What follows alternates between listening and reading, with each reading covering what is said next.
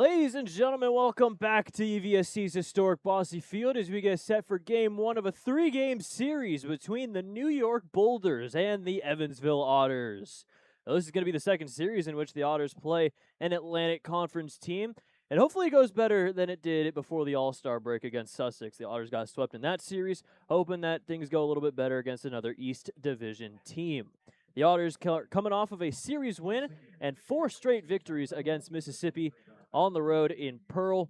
After a one-run victory yesterday at 5-4, Chase Cribble ended up getting his first professional win of the season. Chris Barraza got the loss, and Nate Woolgamuth got his second straight save in a 5-4 victory. As we take you inside the broadcast booth, hi everybody, my name is Evan Patoka. It's nice being on the old broadcast camera for the first time in a while. Woolgamuth's behind me because of those 2 saves. Lynn Scott is also behind me. He's currently on an 11-game hitting streak, which is tied for third most actively in the Frontier League, and the Otters are playing very well. They ended up dropping those first 2 games in Mississippi by 1 run each. It was their 3rd and 4th losses in one-run games this season, but they come back and they take 4 straight, and it's a little bit of what they've done so far. They're 0 for their last 6 in series openers, so the stats don't necessarily look good for this series, of course, but they always come back and end up winning the series by some miraculous way, and even it happens in 6-game series as well, as they took the last 4, including the 5-4 win on Sunday. On the other side, New York won their series, but they won the first 2 games and then dropped the 3rd one. That was a 1-run loss against Sussex County on Sunday.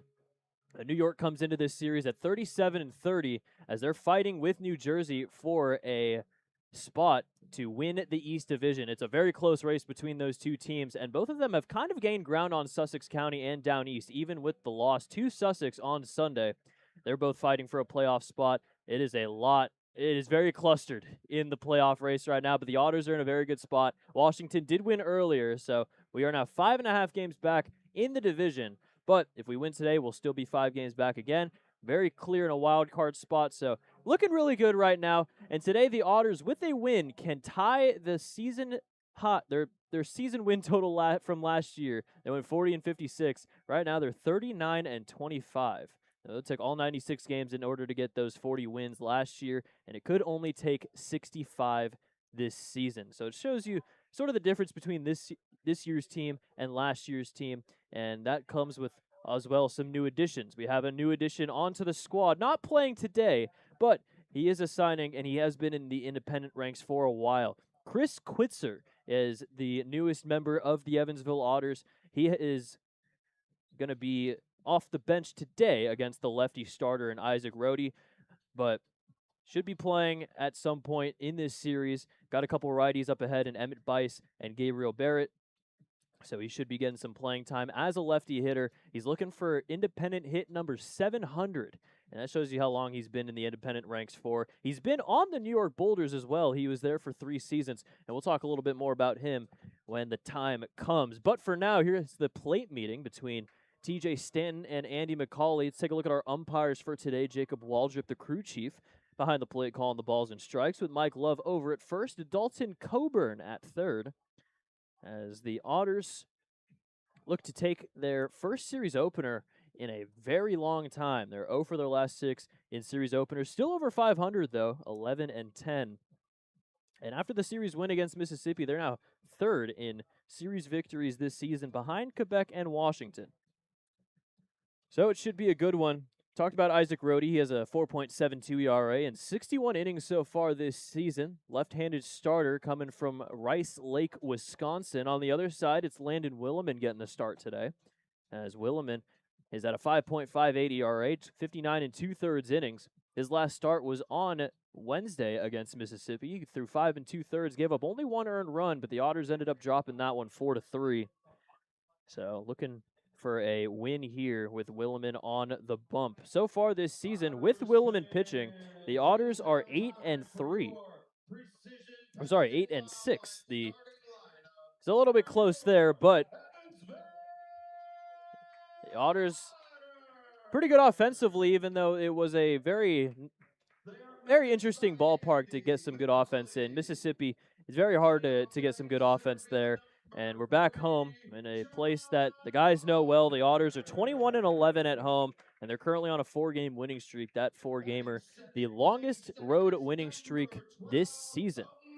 Overall, their longest winning streak is 6 games, so if they take 2, they'll tie that. If they sweep, they'll take their 7th straight win. And if they win here today, they'll be 15 games over 500 for the first time this season. There's New York. You can see the Rockland jerseys. They used to be the Rockland Boulders, and they've made that a part of their brand.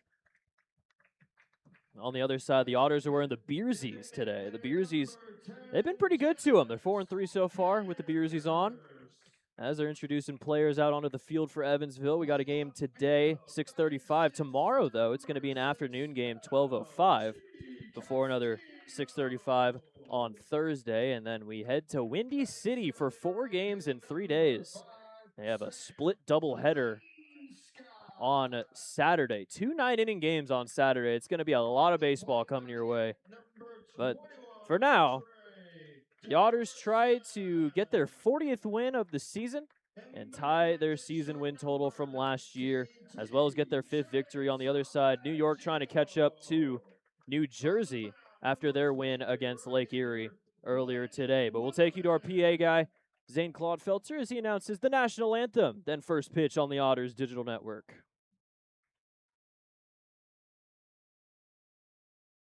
Ladies and gentlemen, at this time, would you please rise and remove your caps as we honor America's freedom, those who now protect it, and pay tribute to those who made the ultimate sacrifice with the singing of our national anthem, performed this evening by Micah Koppler. Oh, say, can you see by the dawn's early light what so proudly we hailed at the twilight's last gleam, whose broad stripes and bright stars through the perilous fight for the ramparts we watched were so gallantly streamed, and the rocket's red glare, the bomb bursting in air, gave proof through the night that our flag was still there. Oh, say does that star-spangled banner jet wave for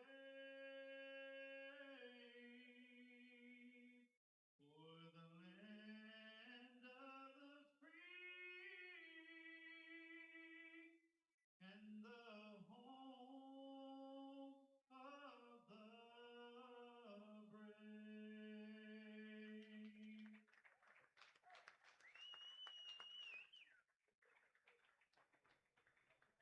Ladies and gentlemen, Micah Koppler with our national anthem. Tonight's game balls delivered to you by Papa John's. Better ingredients, better pizza, Papa John's. And now to say the 2 most important words in baseball, I have my new best friend, Miles. Miles, what do we say?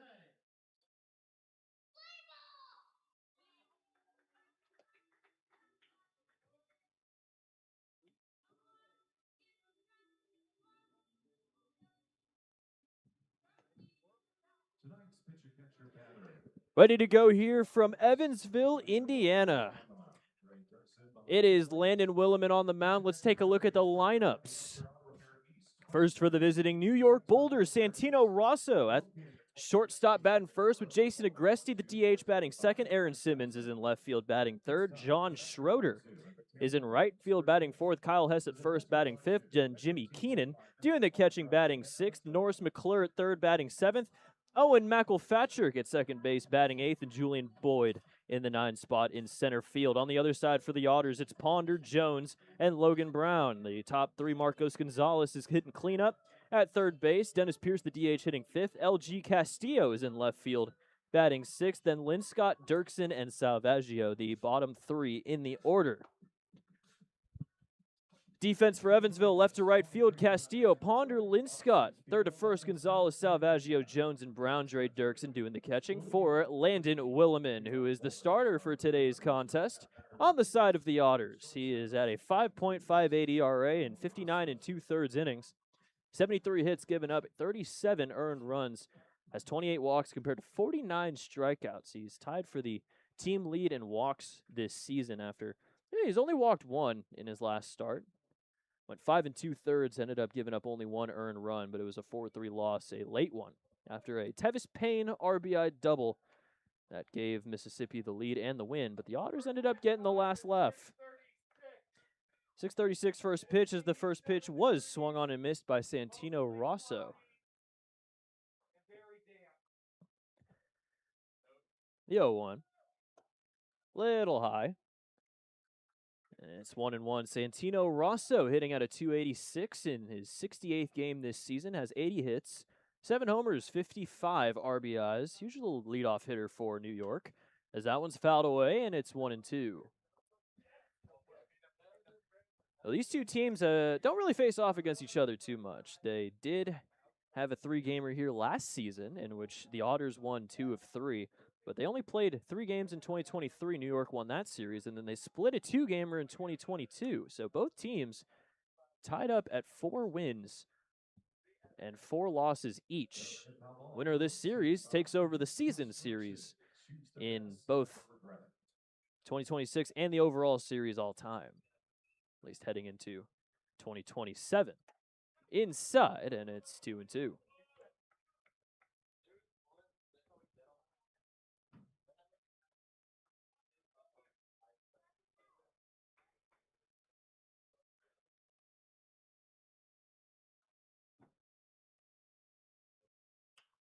Fouled away yet again. Long at bat here to start off for Williman against Rosso. Hence construction. Choose the best. Never regret it.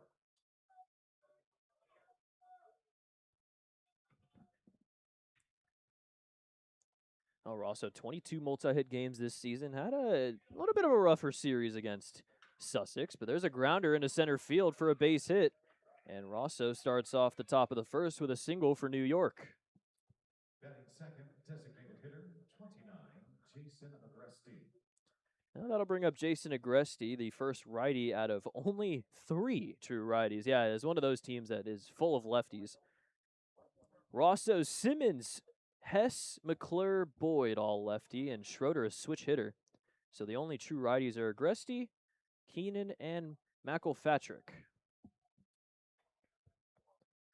Jason Agresti and Santino Rosso, the all-star selections for New York, at the top 2 of the order, as that one's called a strike, and it's 0-1. Agresti hitting at a 349 this season. He's currently on 11-game hitting streak, tied with Linscott for third. Active in the Frontier League. High fly ball into center field. John Ponder under it, and he'll make the catch for out number 1.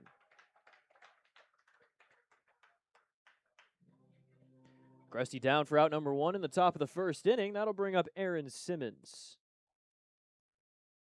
Batting third, left field, 21, Aaron Simmons.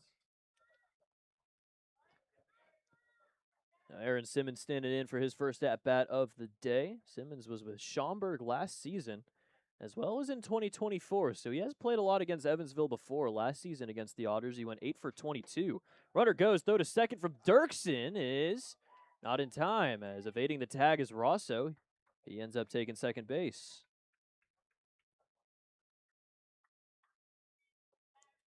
That's why they put Rosso at the top of the order to steal some bases so far this season. Rosso now sitting at 23 stolen bases out of 28. Check swing, and he did go around. It's 1-1. New York pretty good in terms of the stolen bases this season. Third in the Frontier League, 133, right behind Mississippi. So playing a couple of fast teams the past week or two. Outside, and it's 2-1. Simmons, 27 years old. He's from Franklin, Wisconsin. He's hitting at a 262 so far. 67 hits in 67 games.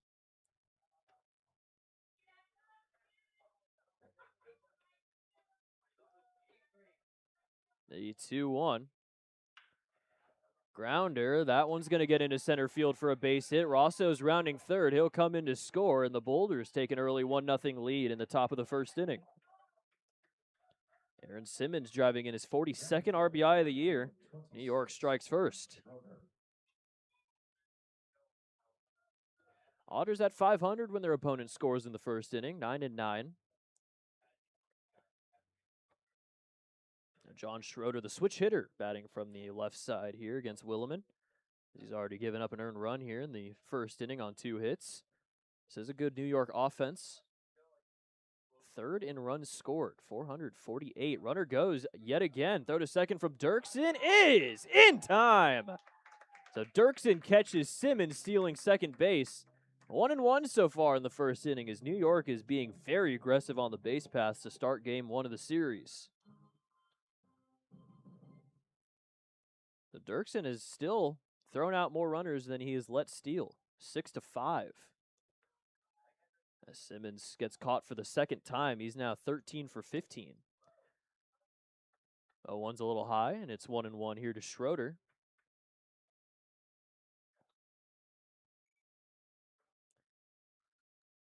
First base side of the rubber for Williman as he throws one a little inside for ball 2. 292 average for Schroeder so far. 59th game of the season. He got a hit in his 16 of his first 18 games of the year. 2-1. Big swing and a miss, and it's 2-2. So 2 outs now with the bases empty. That run's still in, though, for New York as they have a 1-0 lead early.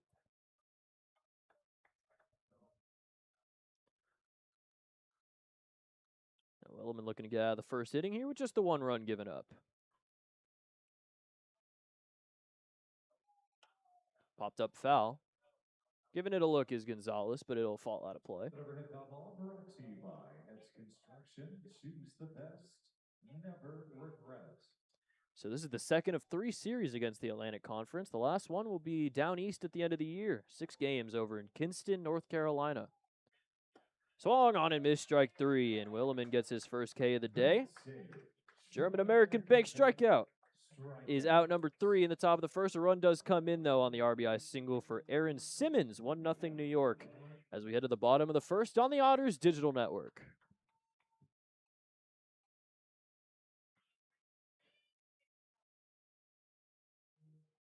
Oh no, fans! It sounds like we have a pizza banner to EVSC's historic Bossy Field tonight. Evan has himself a hot and fresh Toroni's pizza. Make some noise if you want it to be your hot and fresh Toroni's pizza. Oh, that was quick. Congratulations and enjoy the pizza from our good friends at Toroni's.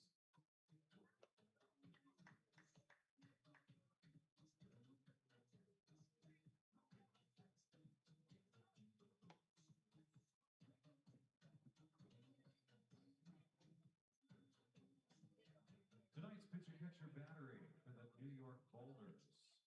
Isaac Rohde's on the mound. Jimmy Keenan behind the plate. Pitcher catcher battery is powered by the Answer Auto Repair East. Find your battery needs at the Answer Auto Repair East, 2319 North Vancouver Road, 812-475-9000.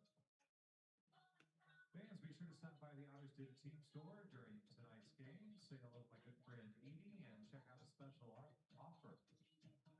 Today only, 20% off all dry fit apparel. First inning is brought to you by the Mesker Park Zoo and Botanical Gardens. Visit the Mesker Park Zoo at 1545 Mesker Park Drive in Evansville, Indiana. Let's take a look at the defense for the New York Boulders. It is Simmons in left field with Boyd in center, Schroeder in right, McClure at third with Santino Rosso at short, Owen McElpatrick at second base, and Kyle Hess at first with Jimmy Keenan doing the catching for the starter, Isaac Rohde. Isaac Rohde currently at a 4.72 ERA in 61 innings. He's given up a lot of hits, but 18 walks compared to 53 strikeouts. This is a New York pitching staff that doesn't really walk too many guys. 12th in that category so far. And they're decent in terms of the strikeout ratings as well. Otters, though, pretty good against left-handed starters this season. And their record against lefties, 16-7. First pitch called a strike to John Ponder leading off as he fouls one away, and it's 0-2.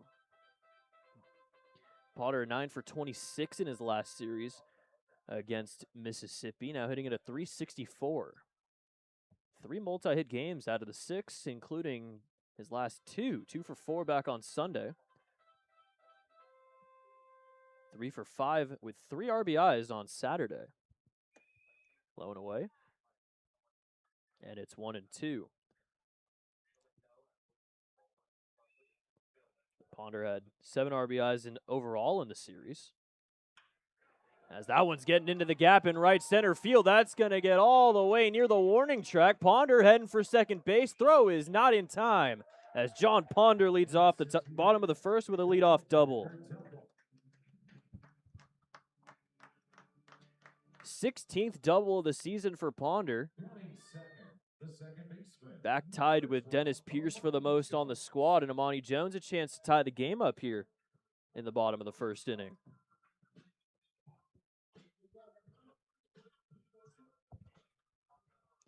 Amani Jones had a rough series against Mississippi, went 2 for 22, chance to put that in the rearview mirror and have a good series here against New York. First pitch called a strike, hitting from the right side against the lefty Rhodey. Only one lefty in the lineup, and it's the man on deck, Logan Brown, as both Quitzer and Robertson on the bench.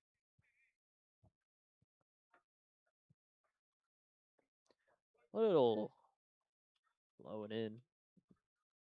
1-1. Now Rhodey not really throwing the fastest, but has a sidearm windup. Very third base side of the rubber as Ponder dancing off of second base. Little outside, and it's 2-1. Jones hitting at a 278 now in his 61st game. Was at shortstop with TJ Salvaggio getting the day off on Sunday. But now back at his normal second base. That one misses high for ball 3. Walk would put 2 on, but nobody out for Logan Brown.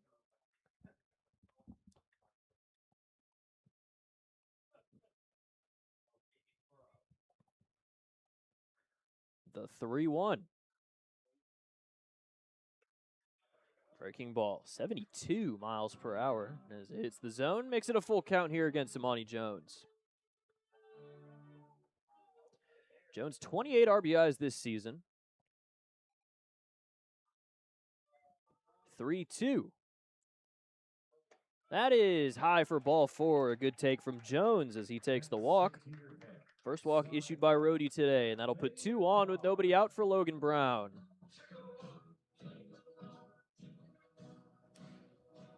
Might be a Logan Brown bunt them over situation here for him. Get Ponder the third, get Jones the second for Marcos. Put the go-ahead run on second base. He'll swing away here. He'll take outside for ball 1.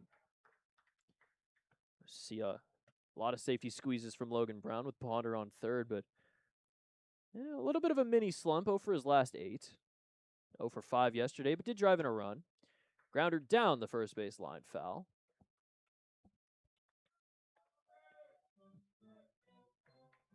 Overall in the series, Logan Brown 5 for 21, drove in 3 runs. Walked once and struck out once. Didn't play on Sunday. Fly ball into center field, making the catch out there is Boyd, and that is out number 1.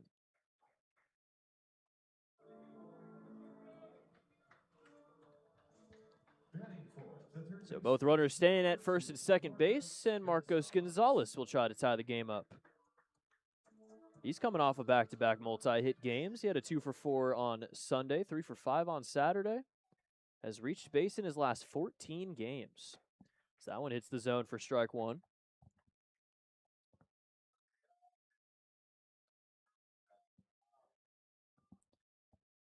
Ponder, with his double, has now reached base in 15 straight games. That one's fouled back, and it's 0-2. Still the most, though, Blake Robertson with 19 is on the bench, though, so far today. See if he comes in a pinch hit situation. The Otters don't really use too many pinch hitters, though.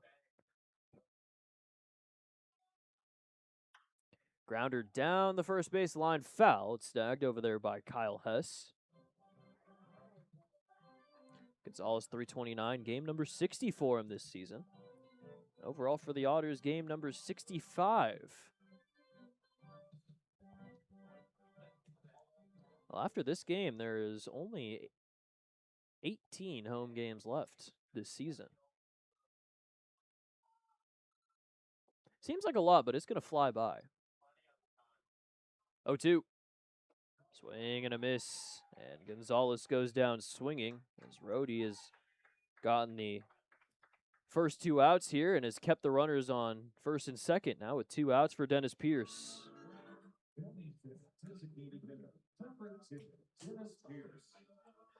Now Dennis Pierce standing in. He had a good end to that series. 2 for 5 with a double on Sunday and went 2 for 5 again on Saturday. He was the only Otter to hit a home run in that entire series because Trustmark Park, not a big home run hitting park.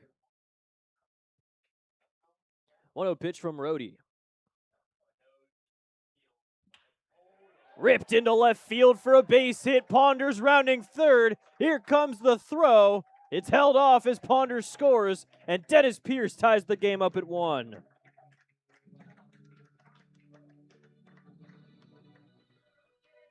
There's that 2-out hitting the Otters are known for this season. Dennis Pierce up to 21, 2-out RBIs, and that'll bring up LG Castillo.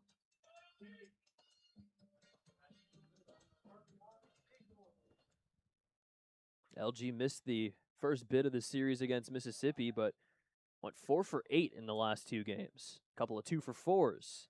2 on now. Monty Jones on second with Pierce on first. With the game tied up at 1. So when the Otters score in the first inning, they're 17-6. Seems like a pretty good record, if you ask me. Inside a little low, and it's 1-1. Castillo hitting at a .350.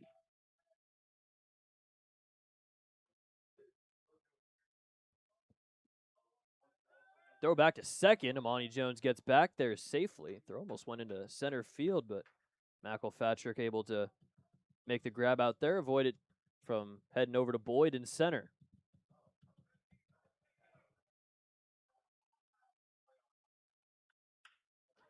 Fly ball into center field. Going back is Boyd, and that's going to get way over his head and all the way to the fence. Amani Jones will score. Here comes Pierce. LG Castillo makes it 3-1 in the first inning.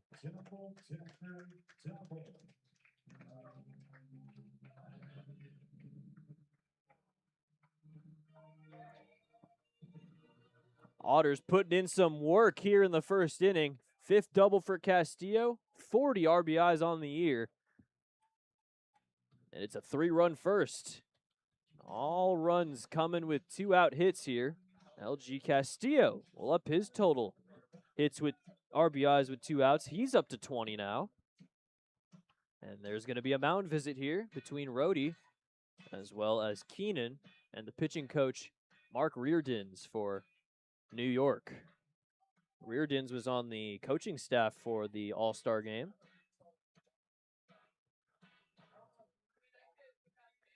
Third season with New York after serving in the Marine Corps. Reardon started coaching in 2018, Mattoon High School, then was the pitching coach at Rend Lake College a couple years. The right fielder, number 5, Sam Linscott. Sam Linscott trying to increase his hitting streak. So far, it's at 11 games. First pitch, a little high for ball 1. Rhodey has given up 3 earned runs early here. And he is, in his last start, through 6 scoreless with 5 strikeouts, no walks. He already has a walk and 3 earned runs. Hounds popped up, first base side. Hess galloping into foul ground. He'll make the catch, and that is out number 3. Otters put a 3-spot up in the bottom of the first, and they lead it 3-1, heading to the second inning on the Otters digital network. Luckily, we have escaped bigger animals here to wrangle them up. Serenity is our otter tonight, and Elena is the capybara. Whoever gathers the most wins some passes to the zoo. Ladies ready? Set, go! It's going to be close. There's 2 left. There we go. Let's count them and see who our winner is.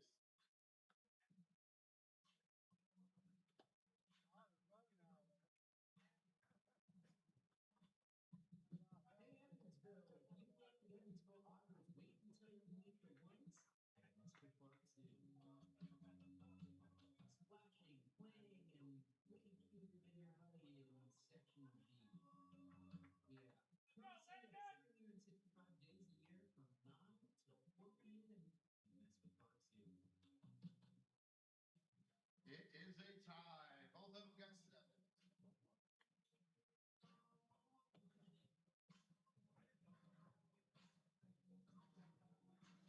Fans, a reminder that we currently have a 2026 All-Star jersey auction ongoing. All series long, you can bid on a 2026 All-Star jersey online through Dash.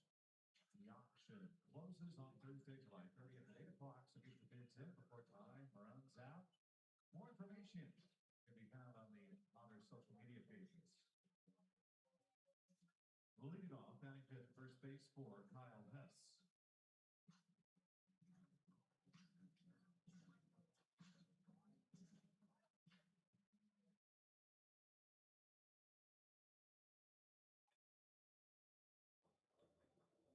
Top of the second inning. Williman now pitching with a 2-run lead, an RBI single for Dennis Pierce, and then a 2-run double for LG Castillo. Has brought the Otters up 3-1 as the first pitch is called a strike to Kyle Hess, who leads it off. It's Hess, it's Keenan, and it's McClure. 0-1, great curveball hits the zone for strike 2. Hess is in a little bit of a slump. He is 4 for his last 31 in his last 10 games. In the series against Sussex County, he went 1 for 7. Still managed to drive in 4 runs, though, as he swings and misses at strike 3. Second K for Williman, and that's out number 1 in the second. Williman making quick work of Hess, and that'll bring up Jimmy Keenan.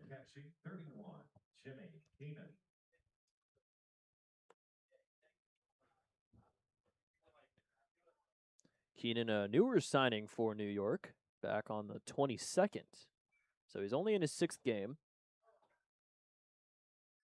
He had a very nice second game of his pro career with the Boulders against New Jersey. He went 3 for 4, hit his first pro homer. Got a couple of ribbies as well. High fly ball into left field. Castillo giving way to Ponder. Moves into left center and makes the catch for out number 2.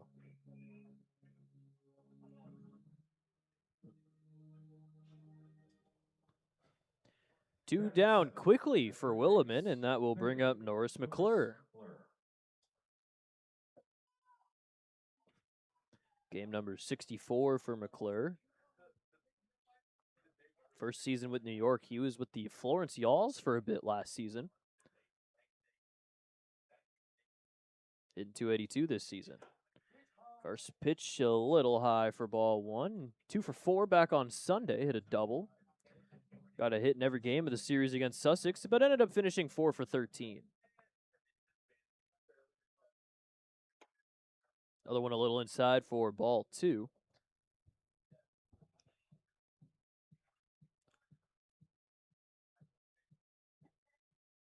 McClure, 25 games with multiple strikeouts this season.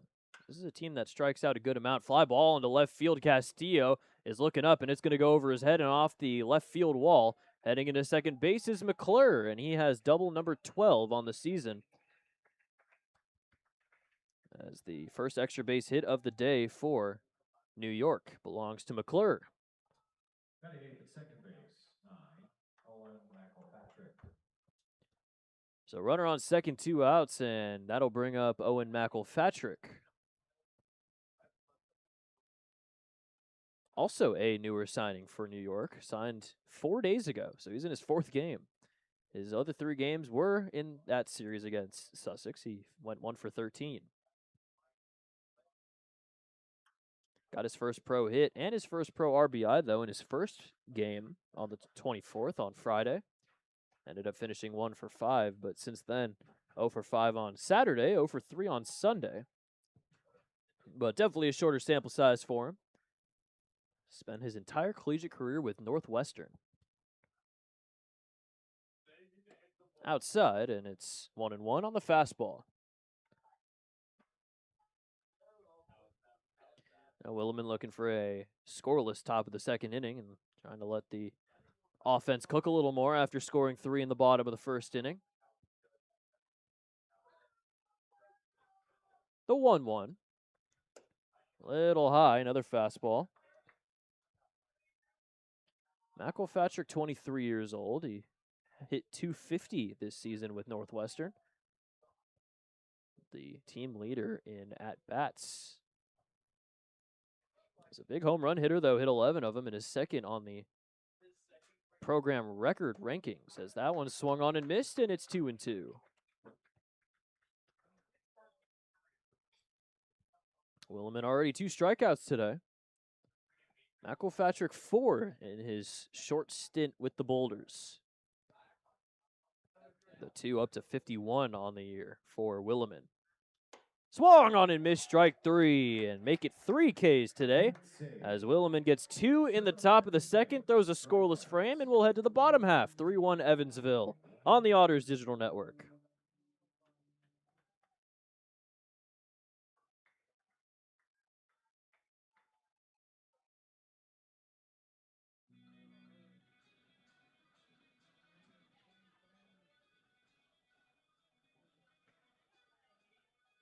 It's time to see who gets to upgrade to the Ashley Furniture Home Store Best Seats in the House. Our lucky winner gets to spend the rest of the game in the best seats in the house. And in honor of Big Ten Media Days in Chicago starting, one of the 6 teams featured today in Chicago, by the way, was Rutgers. And so our lucky winner is Melissa Rutger. No S. Melissa Rutger, you're the winner of the Ashley Furniture Home Store Best Seats in the House. Come on down and enjoy the view for the rest of the game if your feet picked up. Melissa Rutger. And in the Big Ten Media Day celebration, saying hello to the Indiana University Alumni Association Evansville chapter. They are down in right field, and they all know that we are 39 days away from Kurt Signetti and the Indiana Hoosiers kicking things off at Memorial Stadium. So great to have. 2nd inning is brought to you by J.E. Shekel Armor Protection. Founded in 1978, J.E. Shekel is the Tri-State's premier residential, commercial, industrial service and construction company. It is 3-1 Otters here in the bottom of the 2nd inning, as Dirksen, Salvaggio, and Ponder lead it off against Isaac Rohde, who had a little bit of a rougher 1st inning. He gave up a double to Ponder, a walk to Jones, put 2 on early, but was able to get Logan Brown to fly out, struck out Gonzalez for the 2nd out. But then a single from Pierce, a double from Castillo, ended up bringing in those 3 runs. He got Linscott to fly out to Hess at first to end the frame. It's 3 runs on 3 hits, as Dirksen will try to get something going here for Evansville and possibly extend that lead here in the 2nd inning. Number 21, Trey Dirksen. Dirksen, a .222 now, and only his 6th game for Evansville. Recent signing back on the 17th. We've seen him play some fantastic defense behind the plate, throwing a lot of guys out. Now he's thrown 1 guy out already today, and that was Aaron Simmons. First pitch was called a strike. Now the 0-1. Swing and a miss, and it's 0-2. Dirksen 4 hits so far this season with the Otters, 3 of them doubles.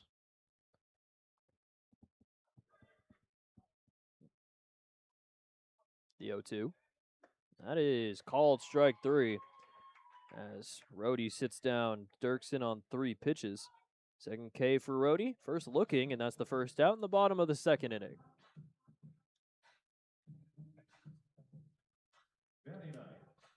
The shortstop, number 19, TJ Salvaggio.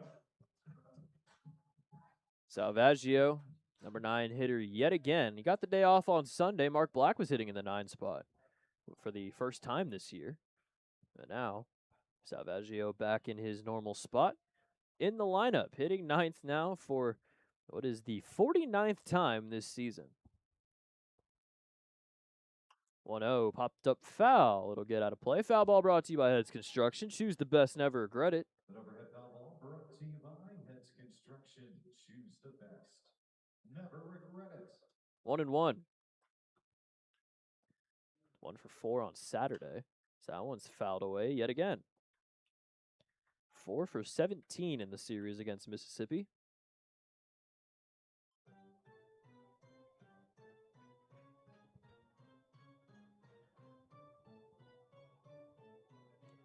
Top of the lineup on deck and Ponder.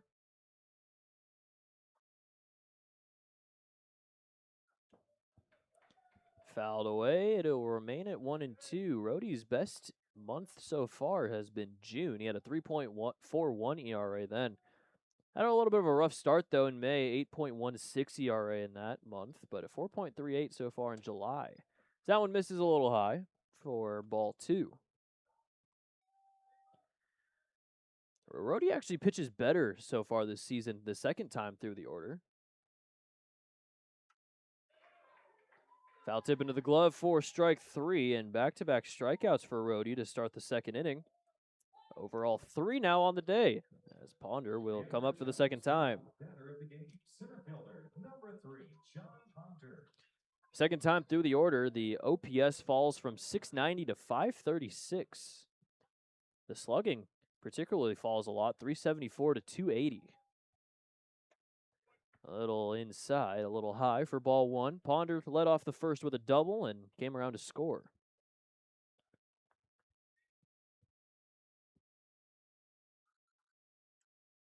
Little low.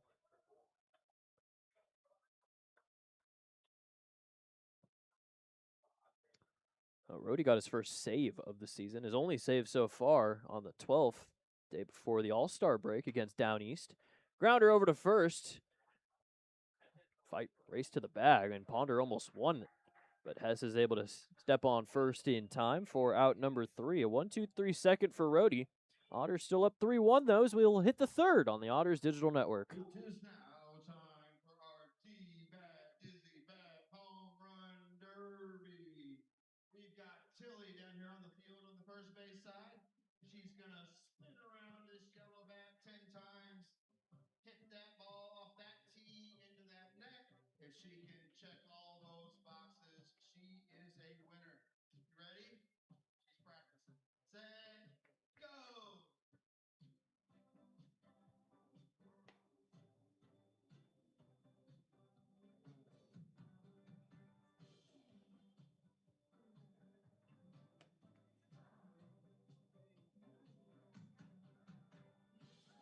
Good job.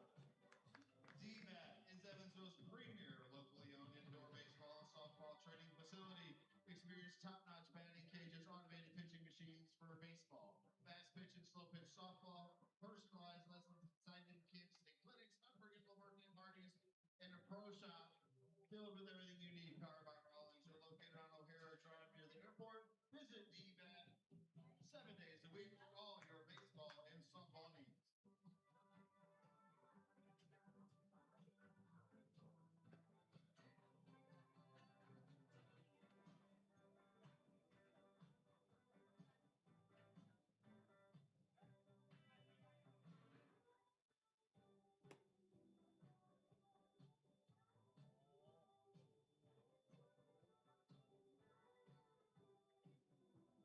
Leading off, batting ninth in center field, 5, Julian Boyd.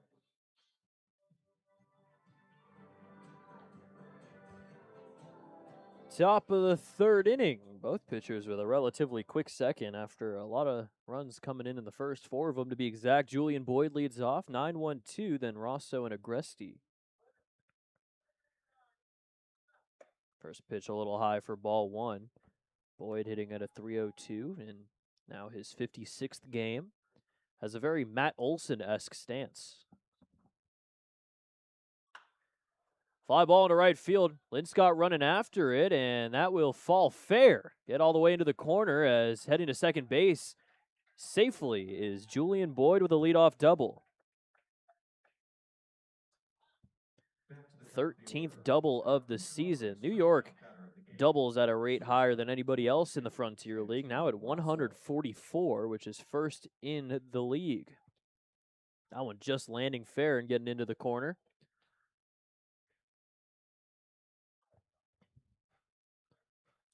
Back to the top of the order, Santino Rosso.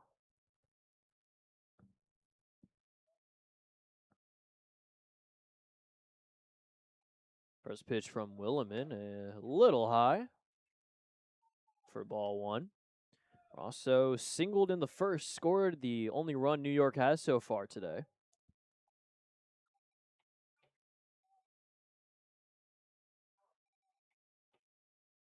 Oh, Williman, second time through the order.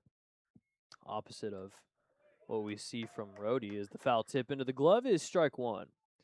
OPS jumps from 656 to 786. Slugging goes from 287 to 440.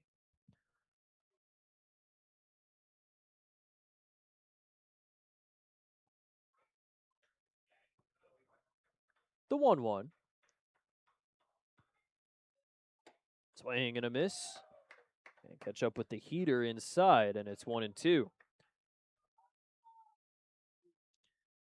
Rosso, a all-star selection. He went 0 for 2 with 2 strikeouts in the game in Florence. That being said, there wasn't too much offense in general from anybody in that game. High fly ball into shallow left field. Salvaggio calling off Castillo, and he'll make the catch for out number 1. Heading back to second is Boyd.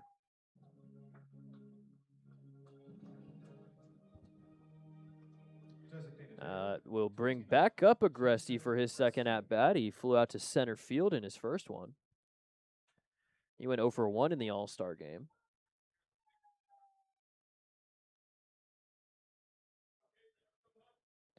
Agresti, not only a catcher on the roster, also the hitting coach for New York. It's one of those Zach Westcott, Brandon Sittinger situations. Runner goes for third. Called a strike, though, to third is not in time. A close one, but Rosso ends up taking third base. Or sorry, that's Boyd who ends up taking third base. The team already stealing a good amount, but Boyd leading the team in steals. He now has 27.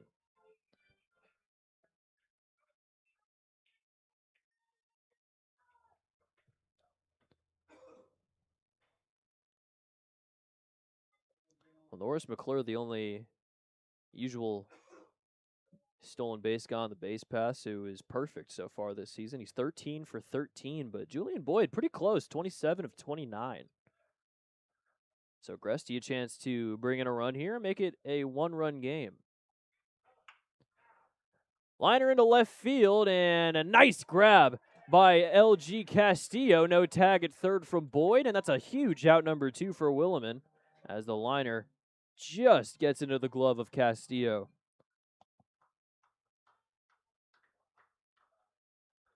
You see Boyd right there. He goes back right as Castillo catches it, and he has no chance. He stays there, and now a chance for Williman to get out of this one scoreless. Keeps the game at 3-1. Aaron Simmons, though, does already have an RBI hit in his first at-bat.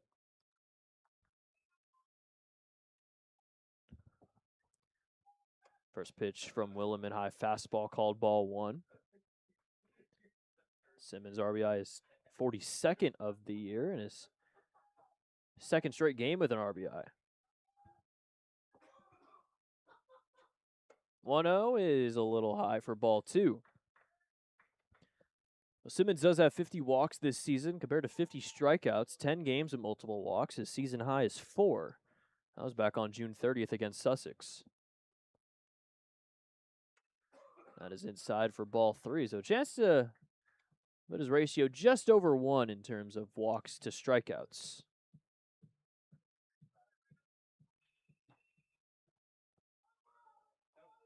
.30 from Williman. That is called a strike. Schroeder on deck. Lockwood put runners at the corners for him with 2 outs.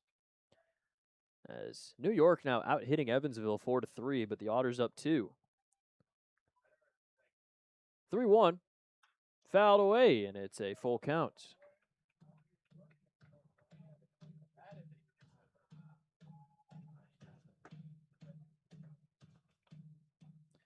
Simmons with 2 outs and runners in scoring position this season, only hitting at a 179, 5 for 28.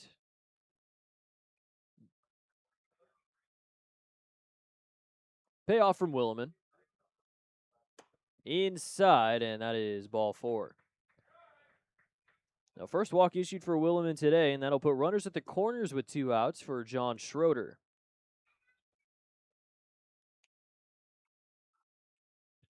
Schroeder was the first of 3 strikeout recipients from Williman so far today. See if Simmons tries to take second base here. He has already been caught stealing today on a nice throw from Dirksen. Schroeder with 2 outs and runners in scoring position is hitting at a 188, so not too much better than Simmons, but it is a 6 for 32. He does have 2 of his 5 homers in that situation, though. First pitch from Williman inside for ball 1. Schroeder 43 RBIs on the season. The leader in RBIs for New York is Santino Rosso. Even though he's the main leadoff hitter, he has 55 of them. That is just outside for ball 2.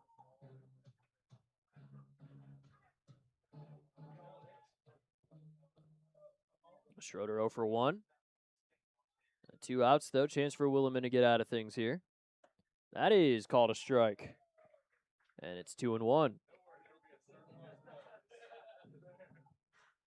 Schroeder, 23 years old, switch hitter from Lakewood Ranch, Florida, a little bit south of Tampa. Simmons a big lead off of first as that one is called a ball. Check swing over is a no-go, and it's 3-1. Walk loads the bases for Hess.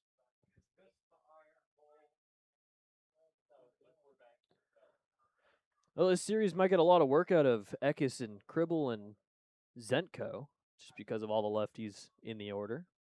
That is called a strike. Inside edge makes it a full count, 3-2 with 2 outs. Simmons is going to get a head start over at first base.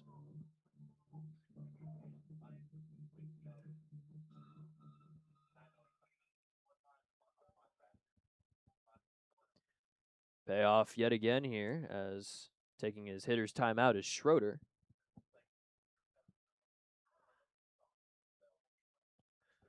New York has the tying run on first here with 2 outs. Top of the third is the Otters 3-run first. The difference here, up 2. Payoff, runner goes, and it is high for ball 4. And Williman walks 2 straight here. 1 to Simmons, 1 to Schroeder, and that will load the bases for Kyle Hess. Also will put the tying run in scoring position for Hess. Did strike out on 3 pitches to start the second inning.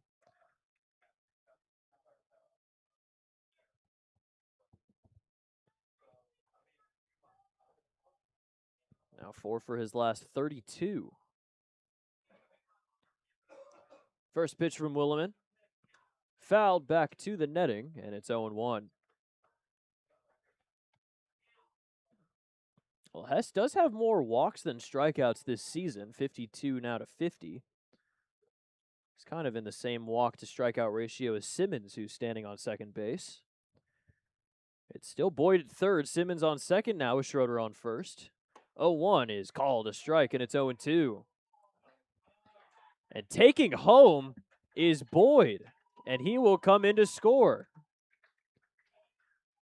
A straight steal of home from Boyd. He had a very big lead, took advantage of the throw back, and comes in, throw very late. New York makes it a 1-run game on some great base running from Julian Boyd.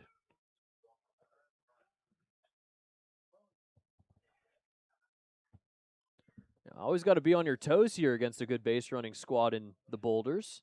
0-2 is called, strike 3, and Hess goes down looking. 4th strikeout for Williman, but Julian Boyd single-handedly gets that second run across for New York. Otters still up by 1, though, as we'll head to the bottom of the 3rd on the Otters Digital Network.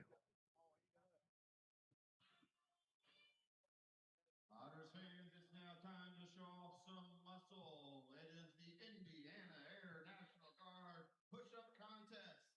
Not only can he sing, but he's got some guns, and we're going to see how many push-ups our national anthem singer Micah can do in 30 seconds. Top of the pile is 57, so we need 58 or more. Should have told you that when you came out here. You ready? Set, go. Cheer him on, everybody. That's a big number.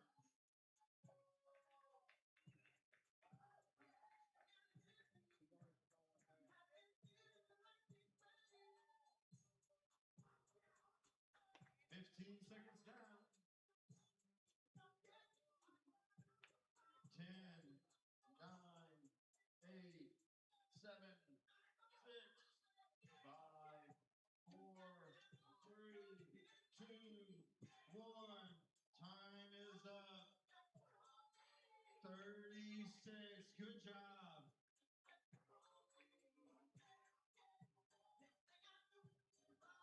We need this back for Evan. 3rd innings brought to you by Precision Pest and Wildlife. Every great team brings precision to the field. We bring it to your home and business. Call 812-993-3341 or visit precisionpestwildlife.com. Let's elevate the standard together. Well, the Otters now only up 3-2 after Julian Boyd just stole home. It's the first time the Otters have had a runner steal home on them this season. Julian Boyd, 2 stolen bases already in this game. Overall, 3 for 4 for the Boulders today. Monty Jones leading it off. It's Jones, Brown, and Gonzalez.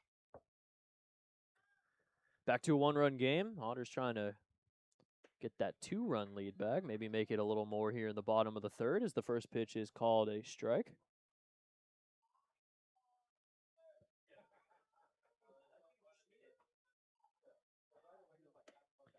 Little outside, and it's 1-1. Rhodey working a little fast here in the 3rd inning.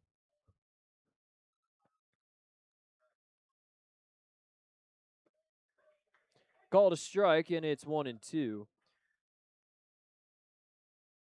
Rhodey, 4-2 record this season. Last win, though, was back on June 23rd against Tri-City. A little low and away, and it's 2-2. Through 6 innings, he gave up 7 hits, 5 earned, 2 walks, 7 strikeouts. Got the win there. Rhodey's family is here at Bossy Field as that one swung on and missed for strike 3. And Amani Jones goes down swinging 4th K for Rhodey today. And there's 1 out in the bottom of the 3rd. First baseman, number 28, Logan Brown. Now, Rhodey's family sitting in the front row here at Bossy Field. They're all wearing Rhodey Rocks shirts. Foul ball heads that way. Might be able to see it over there. Soft grounder to second. Glove flip over to first from McElpatrick is out number 2.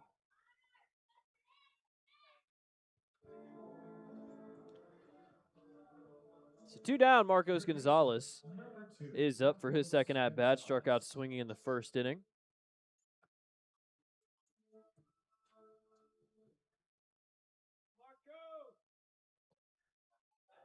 First pitch, fastball called a strike. Right down the middle. Rhodey from Rice Lake, Wisconsin. It's in very northwest Wisconsin, a little north of Eau Claire. Went to Clark for a couple of years, 2022, 2023, then was with LSU Shreveport. He was the ace on the LSU Shreveport 59-0 team last season. Had a 2.09 ERA in 120 innings. Fly ball into right field. Running after it is Schroeder. He's not going to get there. But it will be called a foul ball.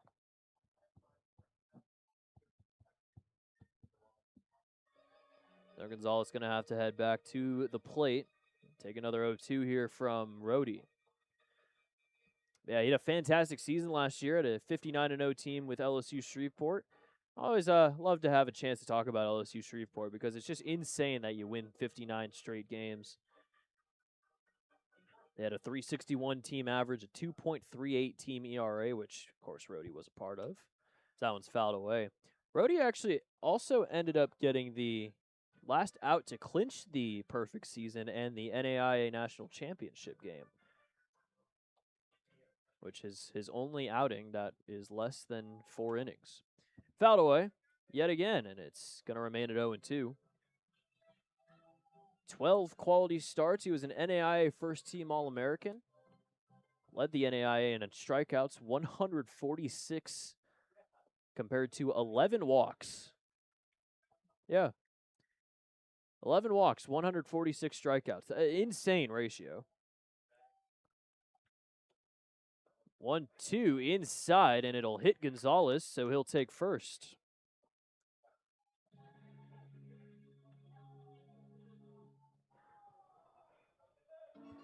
First base runner since the first inning.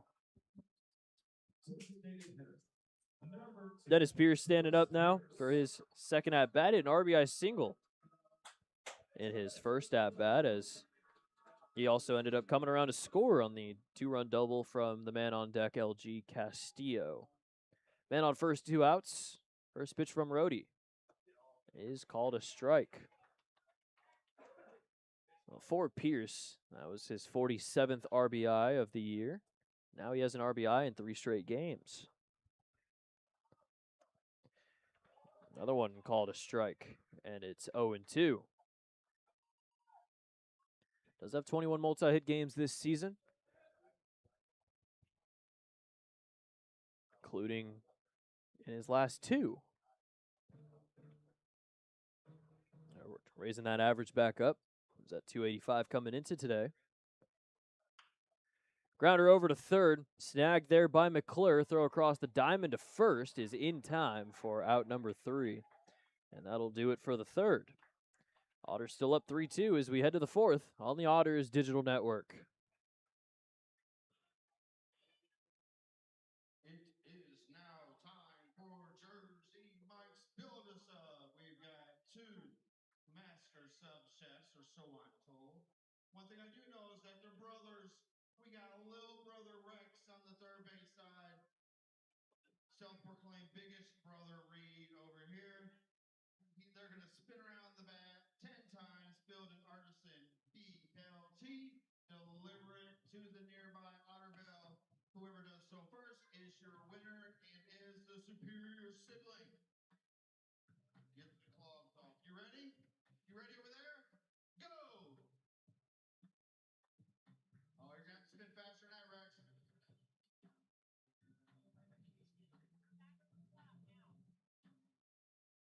Big bro's building. Rex is still spinning.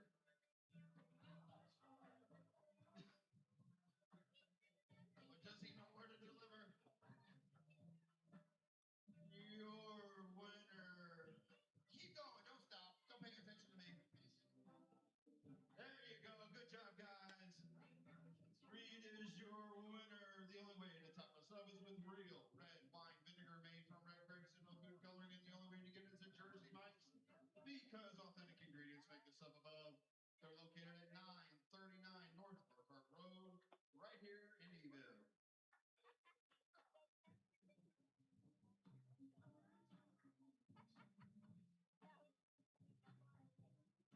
Leading off, the catcher, 31, Jimmy Keenan. Top of the fourth, Jimmy Keenan leading off for New York. It's Keenan, it's McClure, and it is McElpatrick. First pitch is called a strike, and it's 0-1 to Keenan, who flew out to center field in his first at-bat.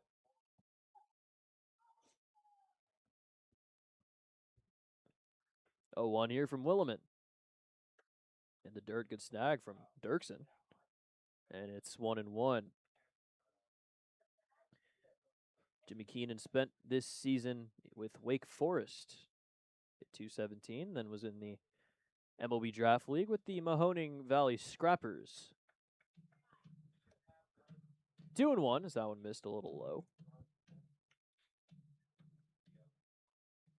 Leading off an inning, Keenan is hitting .500 because he has only had 2 at-bats leading off an inning. He hasn't played too much with the Boulders. He's been spending all of his time with the Demon Deacons and the Scrappers. Or maybe he spent his time scrapping the Demon Deacons. 3-2. Only 22 years old, one of the younger guys on the roster. He's from White Plains, New York. A little bit north of New York City. What I do like about New York and their roster is that they have highlights for guys who are from within an hour drive of where the Boulders play. As that one is called strike 3, and Keenan goes down looking. 5 Ks already for Williman, and that's out number 1 in the 4th. Third baseman, 30, Norris McClure. 1 down, Norris McClure. Second at bat of the day, doubled in the second inning. Didn't advance further from there. You can see on the roster 1, 2, 3, 4, 5, 6 guys who are from within an hour of where the Boulders play at Clover Stadium. One of them, Keenan.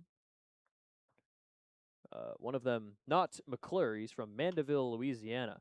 Fought off into center field, and that'll drop in for a base hit as McClure is 2 for 2 today. Already on multi-hit game 23 this season.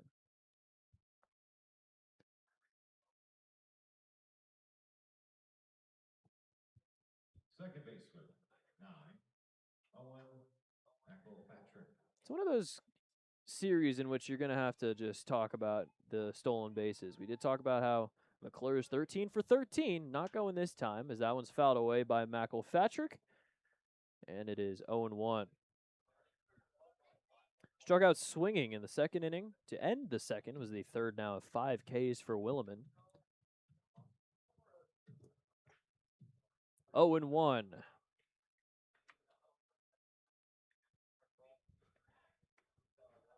Well, Williman in his last start, as throw over is not in time, he actually struck out 6, which tied his season high with 2 other starts earlier in May. He has not struck out 7 in a game this year. He's on a good pace to do so. Throw back, and it is in time. Great pickoff from Williman as McClure gets caught on the base paths. This was a dart over to first, and a perfect one at that as Logan Brown applies the tag, and that is out number 2.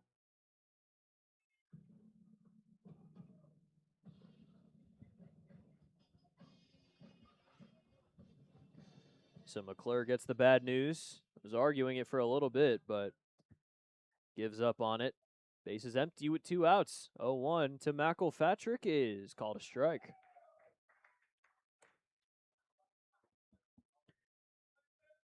And McElpatrick will call his hitter's timeout as he faces an 0-2. All of a sudden, Williman looking at a 1-2-3 inning here. 0-2. Oh, it's going to get past Dirksen in the dirt, and it's 1-2. 6 strikeout, possibly in the workings here for Williman. 3 games with 6 strikeouts. The last one against Mississippi, then May 21st against Gateway, May 15th against Florence. 1-2. Grounder opposite field into right field for a base hit. And McElpatrick is on the board in the hit column. Center fielder, 5, Second hit of McElpatrick's pro career.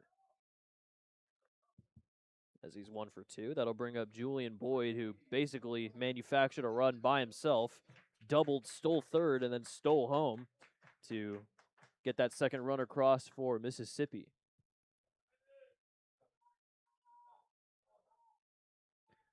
First pitch a little inside for ball 1. Now, New York now has double the hits that Evansville has today. 6-3. Still finding themselves down here in a one-run game. 1-0 pitch is called a strike, and it's 1-1. Boyd, another guy that's not from the New York area. He's actually from L.A.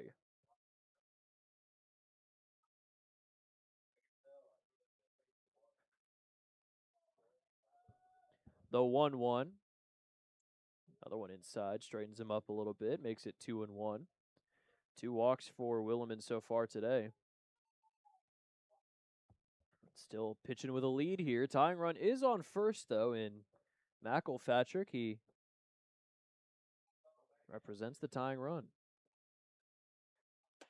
That is called a strike inside edge, and it's 2-2.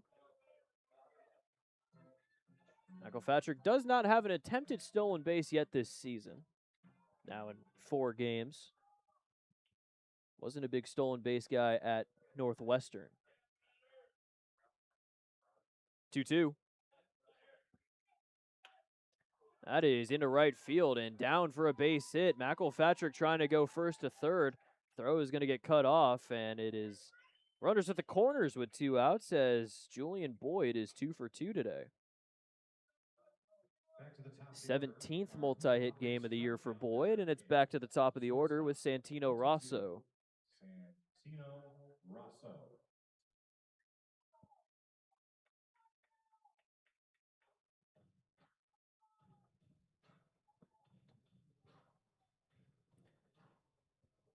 A chance to tie the game here for Rosso, who does lead the team in RBIs with 55. Has only 1 RBI, though, in his last 5 games. July 22nd against New Jersey, he went 0 for 6. And that one's into center field for a base hit. That'll tie the game up as McElpatrick comes in to score. RBI single as Santino Rosso has a 2-hit day. He extends his RBI lead for the team, and it's 3-3 here in the top of the 4th inning. Max Peterson coming out for a mound visit. Nobody warming in the bullpen, so it won't be a straight change, but a lot of hits given up by Williman now. 8 of them by New York. 2 from Rosso, 1 from Simmons, 2 from McClure, 1 from McElpatrick, 2 from Boyd. Take a look quickly at the out-of-town scoreboard. Schaumburg's up on Mississippi 5-2. They're the ones in Mississippi for a 6-gamer. Sussex, Ottawa just starting. That's game 2 with the doubleheaders. Sussex won the first one, 6-2. Florence is up on Joliet, 4-3 in the 6th inning. Down east, down against Tri-City, 4-2. Windy City beating Gateway 4-1. Games that have already finished. Brockton lost 9-2 against Washington as they're playing each other again, this time in Brockton. And New Jersey shut out Lake Erie earlier today.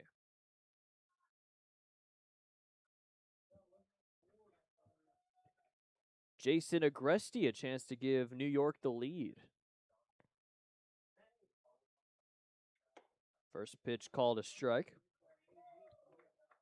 Agresti 0 for 2. Still trying to extend that hitting streak to 12 games. This is his 3rd hitting streak of 12-plus games this season, if he gets it. Popped up right to Salvaggio. He'll make the catch, and that's out number 3. Another run comes in for New York as they've tied the game on the RBI single from Santino Rosso, heading to the bottom of the 4th on the Otters digital network. It's time to show us your best smiles for the HRI Dental Smile Cam.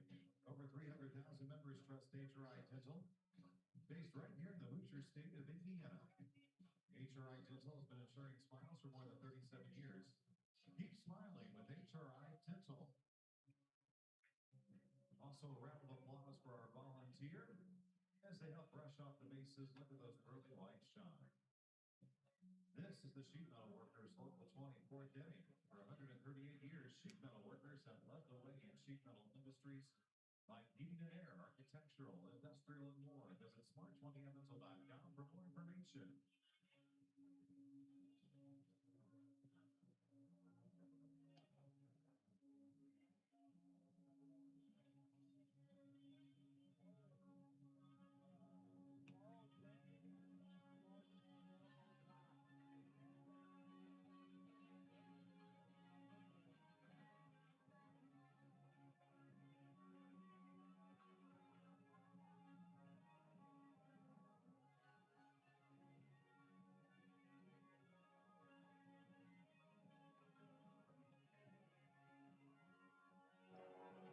Fourth innings brought to you by Sheet Metal Workers Local 20. For 138 years, Sheet Metal Workers have led the way in sheet metal industries like heating and air, architectural, industrial, and more.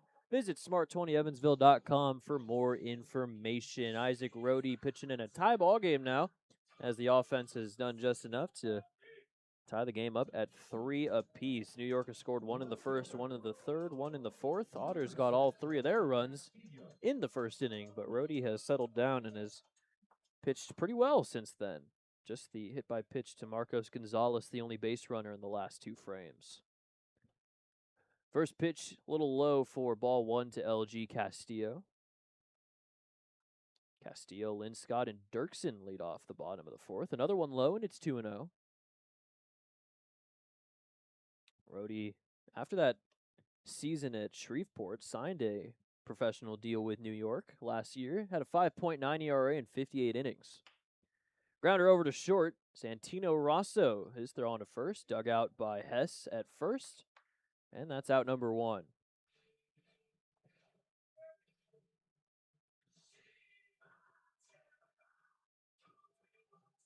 Right fielder, number 5, Sam Linscott. Now, it might be safe to say, even with the 59-0 season from Shreveport last season, I think Rohde might have had a better season in 2024. 1.68 ERA in 101 2/3 innings. As Bunch showed, pulled back. Check over to first, did not go, and it's ball 1. Rohde didn't like that call.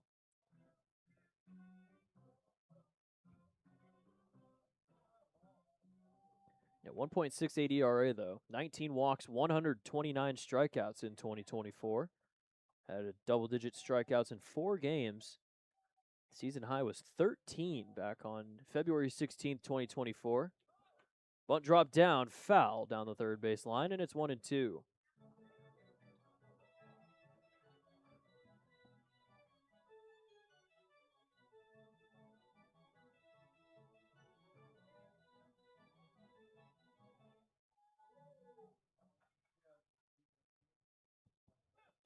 Little high. The best stretch possibly of Rohde's collegiate career was between March 17th and April 12th of 2024. He went 34 innings without allowing a run. Into center field and a base hit for Linscott. He extends his hitting streak to 12 games. As he keeps on hitting the ball well. Linscott on first with 1 out for Dre Dirksen.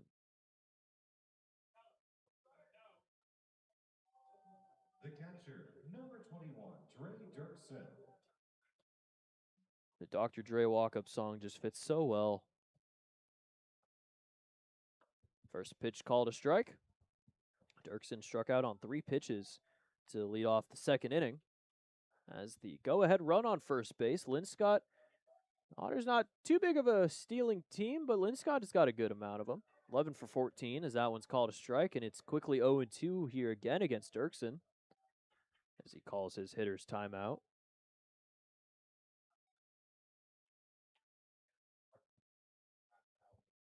Oh, Rohde's ready to go. He's just been staring this entire time that Dirksen's been taking his timeout. He's ready. He's been ready. 0-2. Little in the dirt. Blocked by Keenan. Season high in strikeouts for Rohde this season is 8. That was in 5 innings on May 26th against New Jersey. 5 games with multiple strikeouts this season. Make it 6 after today's outing. He has 4. And now he has 5 as Dirksen strikes out swinging. And that's out number 2 in the bottom of the fourth.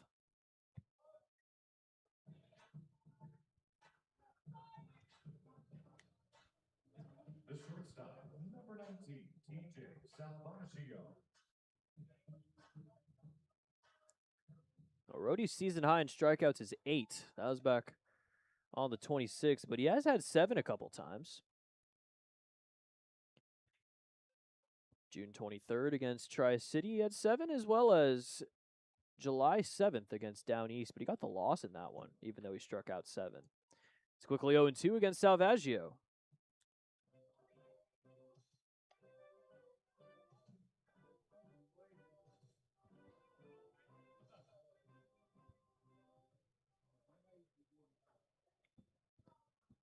The 0-2. Ripped down the line. Foul over to the New York bullpen. A couple of guys had to get out of the way there.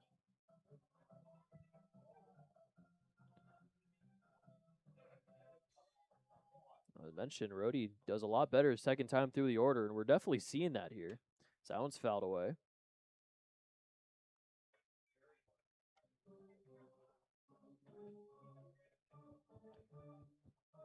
It's very close in the standings between New Jersey and New York. New Jersey got the win. They're a game up now. So if New York wins this one, they'll just be half a game.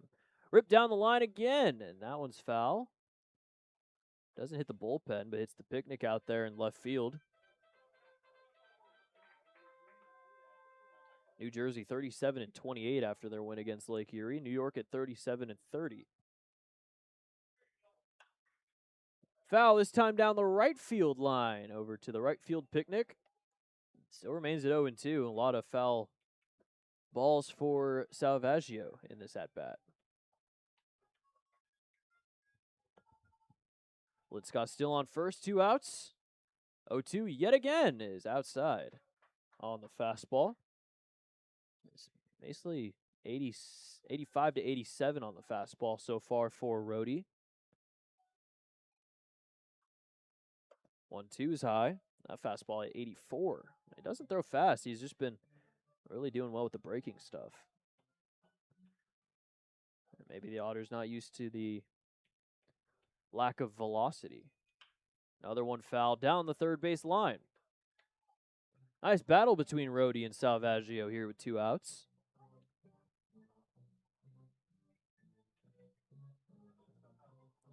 Rhodey threw 3 2/3, sitting at a relatively high 71 pitches. High fly ball into left center field. Julian Boyd calling everybody off, and he will make the catch for out number 3. As it's another scoreless frame for Rhodey. Pitch count a little higher, but ever since that first inning, he's really settled down. Still tied up at 3, heading to the 5th inning on the Otters Digital Network. Ladies and gentlemen, please welcome to the field your Southwest Graphics, Evansville Otterville.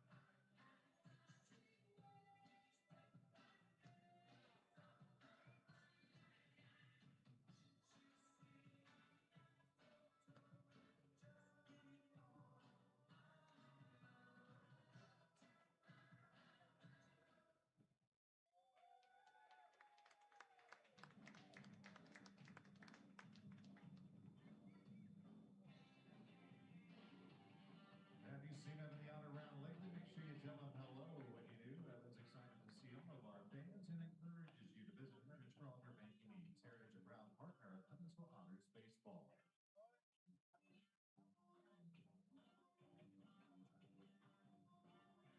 I'd like to say happy 80th birthday to Sharon Million here this evening.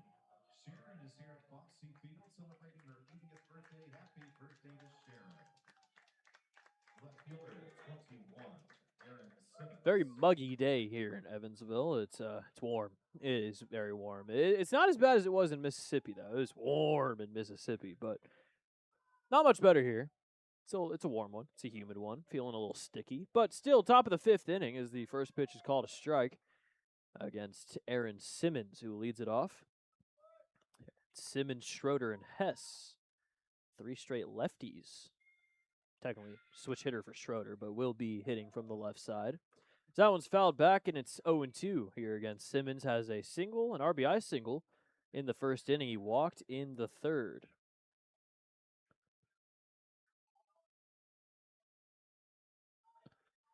Simmons calling time here. He's the only man to get caught stealing so far today. 0-2. High fastball. Williman has given up 3 earned runs so far today.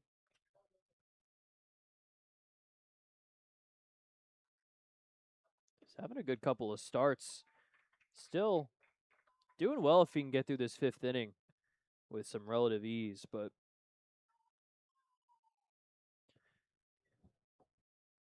two. Fly ball into shallow right field. Amani Jones.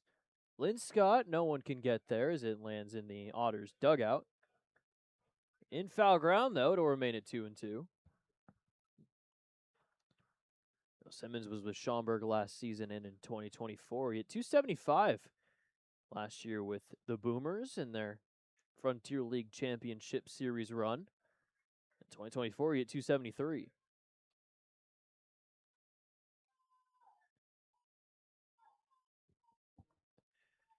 Another 2-2 is inside. Already a walk here for Simmons. Walk will be the 3rd for Williman. 7 games with three walks so far for him. 3-2.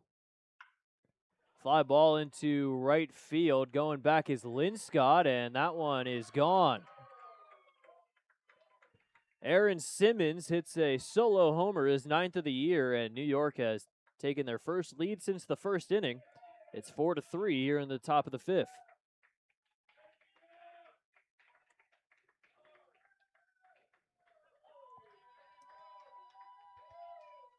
Simmons gets one to go. 103 off the bat, 400 on the distance. Nice. Takes a breaking ball, lower half of the zone. Wheelhouse for Simmons as he sends it over the right center field wall. And New York's on top here, 4-3.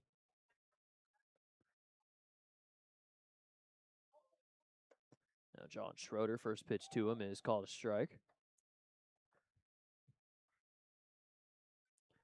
9th homer for Simmons. The team leader in homers is Fritz Genther, who has 10, but he's on the 60-day IL. He got put on the 60-day today. He's also the league leader in strikeouts. He had 103 of them, which nobody else in the league even has 100. He was a good hitter, but just had a little bit too much in terms of the striking out. He's on the 60-day, so New York probably not going to see him for a little bit.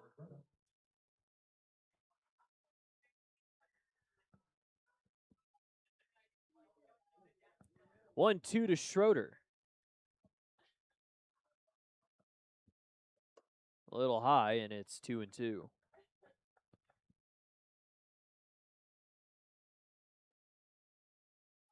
Schroeder spent his collegiate career with Florida Atlantic, the Owls, including last season.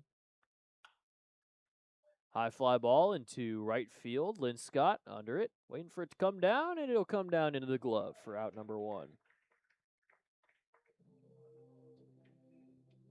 One down here in the top of the 5th inning. That'll bring up Kyle Hess. He's got 2 strikeouts so far today.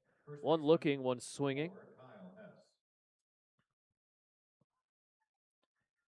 14th game this season with multiple strikeouts.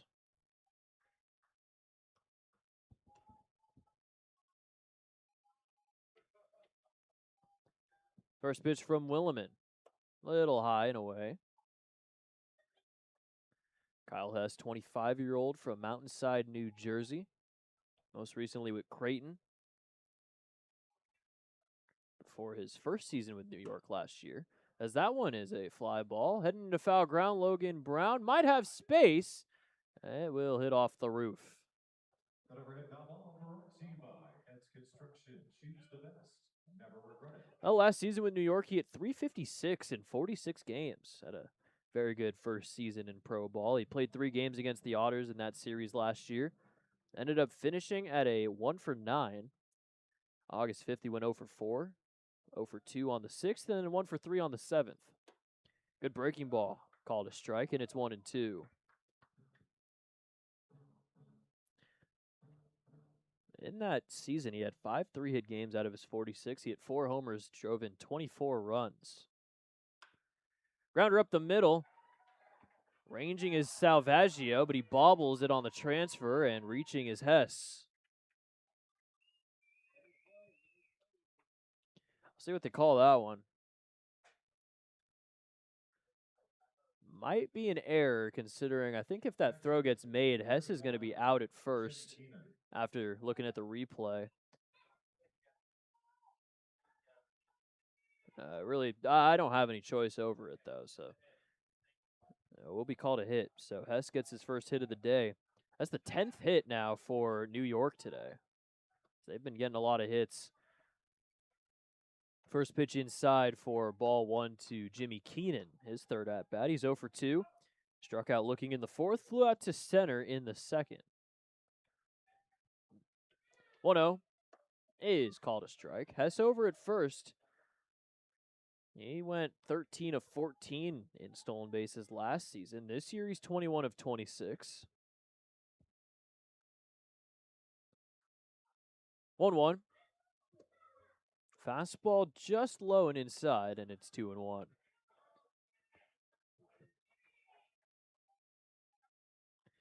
Keenan, 217 with Wake Forest this season, 222 with Mahoning Valley. Only played 9 games with them, though, before signing with the Boulders. It's now kind of one of the main catchers. It's him and Agresti. Agresti DHing today. Those are the only 2 guys on the roster in terms of the catching, both of them living within an hour of Clover Stadium in New York. A couple of local guys. 2-2. Runner goes. Grounder down the third base line, foul. Heading back to first will be Hess. Keenan's Wake Forest team finished 39-21. Ended up making it all the way to the regional in the NCAA. They lost the first game of the ACC tournament against Pitt, but got an at-large bid. Lost 2 of 3, though. They beat Binghamton in the Morgantown regional, but then lost to Kentucky and the hosts, West Virginia, to be eliminated. That is called strike 3, and Keenan goes down looking for the second straight time. 6th K for Williman, and that's out number 2 in the top of the 5th inning. Third baseman, 30, Norris McClure. So Williman ties his season high in strikeouts and strikes out 6 for the second straight start. That'll bring up Norris McClure.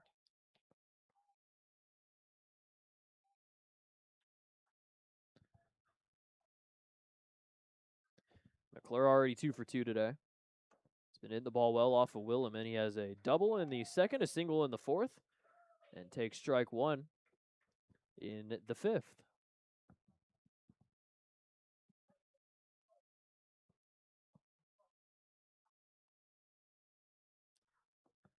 Hess has already ran over at first base. Throw back is not in time. Williman really throwing some bullets over to first base. It makes sense, though. A lot of guys have been stealing off of him, including Boyd stealing home back in the 3rd inning. Made it a 1-run game, but now New York has the lead. Check swing, and he did not go around.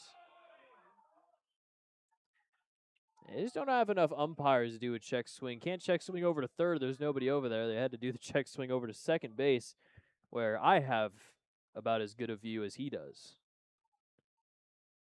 Which unfortunately, what has to happen when there's 3 umpires. Runner goes again. Called a strike, though, to second from Dirksen. Not in time. And Hess will steal second base. 4th stolen base for New York. The throw from Dirksen a little high, but it was very close, as applying the tag rather quickly was Salvaggio. 22nd stolen base for Hess this season.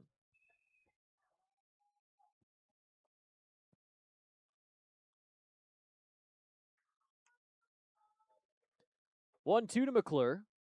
Outside on the fastball, and it's 2-2. Most stolen bases by an opponent this season, 7 of them. That was on June 4th against Mississippi here at Bossy Field. And Mississippi didn't really have the best day or the best series in terms of stealing when we were down there last week. 2-2.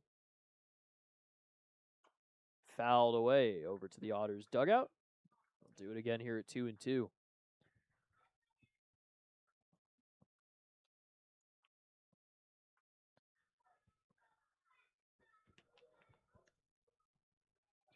McClure with runners in scoring position, hitting .353, 24 for 68.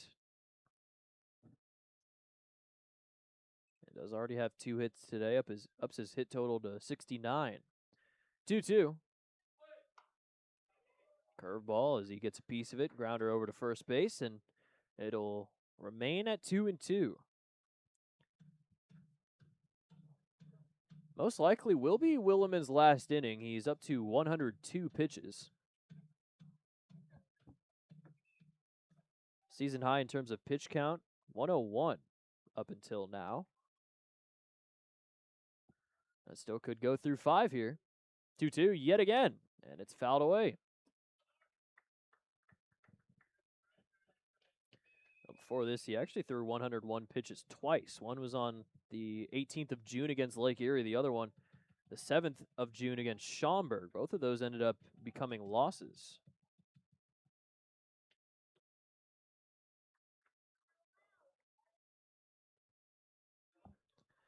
Two-two. Popped up into right field. Lynn Scott running over there, and he will make the catch for out number 3. Halfway home, the leadoff homer by Aaron Simmons has given New York a 4-3 lead on the Otters Digital Network.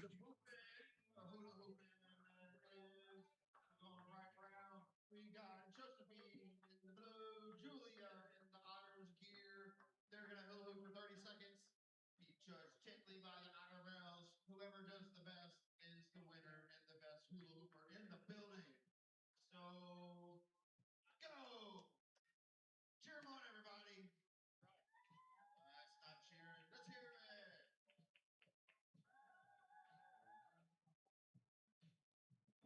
Looks pretty even. We're halfway there. 10 seconds to go. 5, 4, 3, 2, 1. Time is up. That was close. Who we got? Julia is your winner.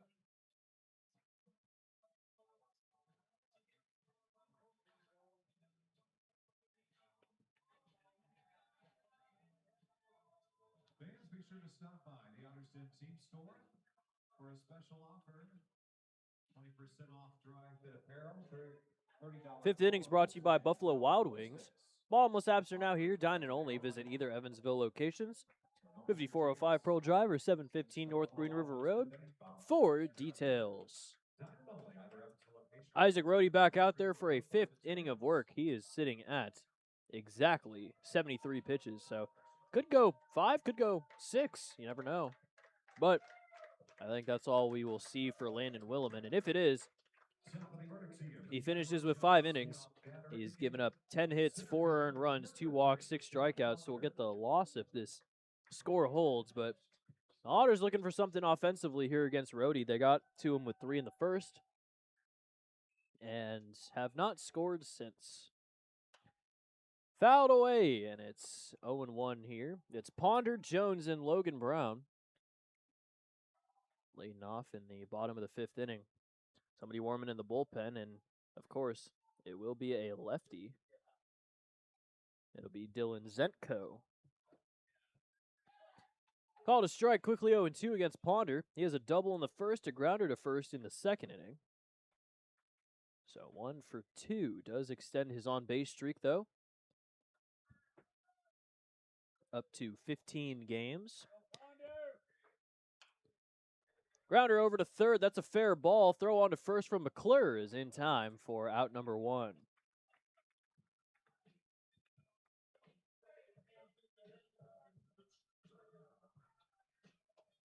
So Ponder has the longest on-base streak of any Otter this season as he reached in his first 30 games. Robertson gonna need a few more games just to kind of get close to that. Monty Jones up. His third at-bat of the day. Walked in the first inning, came around to score, and then struck out swinging in the fourth. To lead off the third. First pitch called a strike, and it's 0-1.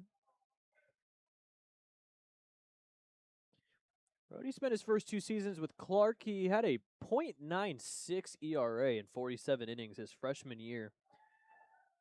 Second team all-conference in the Hart Conference. Pitcher of the week as well, a couple times.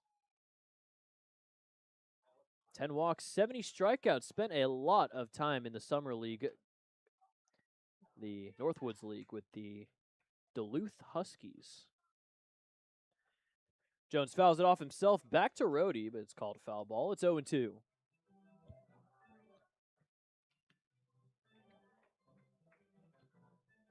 Three seasons with Duluth, 2022, 2023, 2024, his best season, 2.05 ERA, 52 and a third. Grounder over to short. Santino Rosso, throw over to first, is in time for out number 2. Well, Rhodey has really done a good job of silencing Otters hitting after the first inning. 2 base runners since the first inning. The hit by pitch for Gonzalez and the single from Lynn Scott. The Otters, though, 2 out hitting. Definitely their specialty, Logan Brown.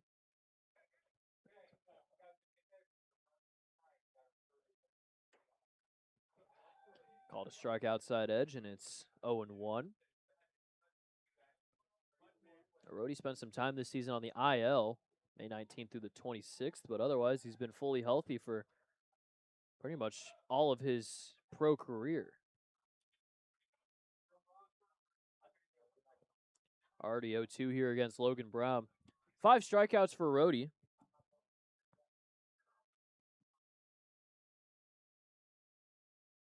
Not really on track to get his season high of 8. That is called strike 3, though, as Logan Brown is strikeout victim number 6. You never know. We'll see what happens in the 6th inning. We'll head there as New York has a 4-3 lead on the Otters digital network.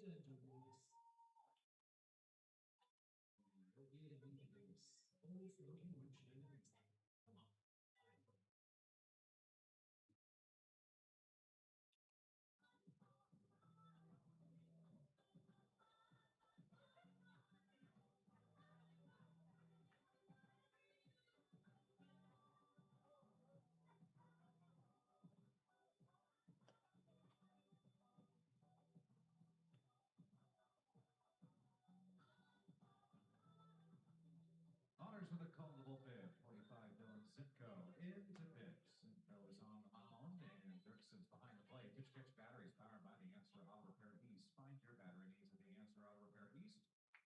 2319 North Green River Road. 812-475-9000. Tell them the same from the Otters sent you.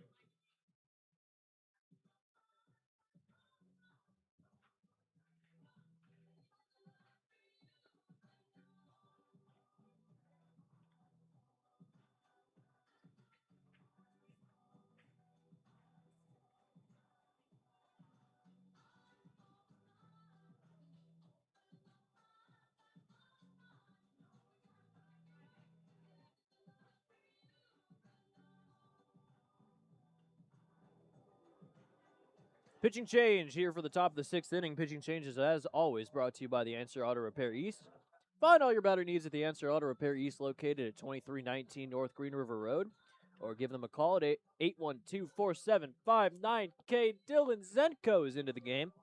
He has a 3.54 ERA in 20 and a third innings.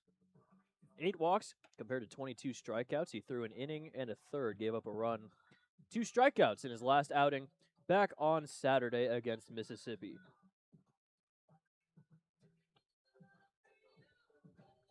Oh, you knew we were going to get lefties out of the pen for Evansville. And I think Zenko, Eckes, and Cribble are going to get some good action here in this series. But it is Schroeder, the switch hitter. Or sorry, it'll be McElpatrick leading off. McElpatrick, Boyd, and Rosso. So 2 of the first 3 lefties to lead off the top of the 6th inning with New York up by 1. First pitch fouled away. 1 for 2 for McElpatrick. He struck out in the 2nd inning. Singled in the 4th. Came around to score.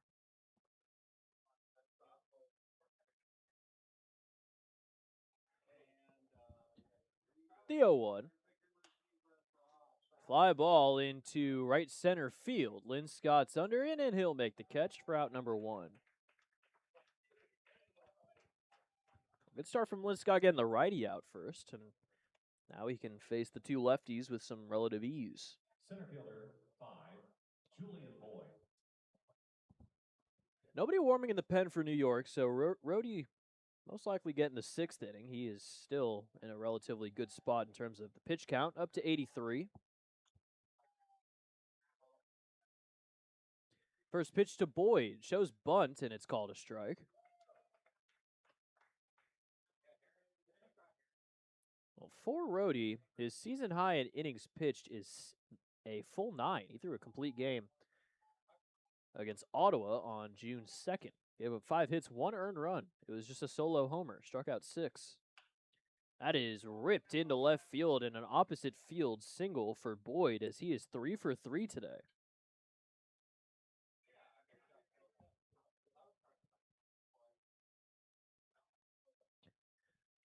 We're looking at guys that are going to be like Braylon Skinner in terms of just being torturous towards the Otters pitching staff, and Boyd's looking like the early candidate here for New York. He does already have 2 stolen bases today. Definitely got to watch out for him on the base pass. Doesn't go this time. The first pitch is outside for ball 1 to Santino Rosso.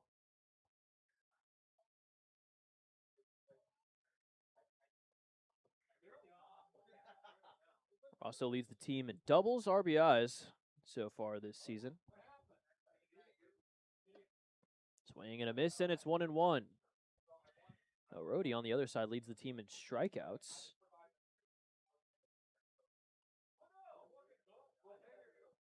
Rosso 22 doubles, including 2 in his last 5. He had doubled in 3 straight games, only once between May 27th and 29th against New Jersey.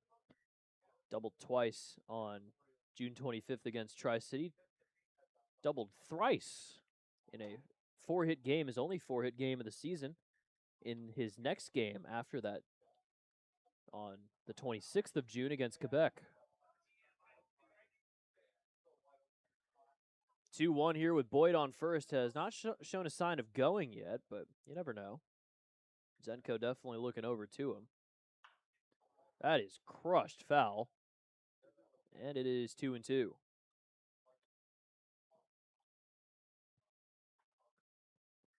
Rosso was on New York last season. Played 3 games against the Otters. Ended up going 1 for 8. His 1 hit, of course, was a double. He had 19 of them in 65 games last season. Hit .295.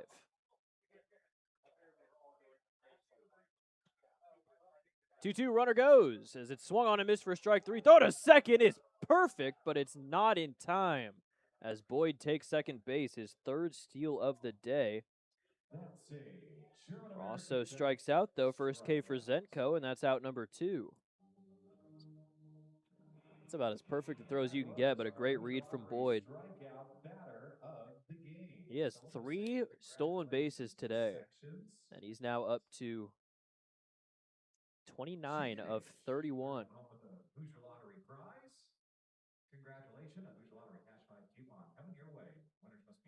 Mound visit for Jason Agresti.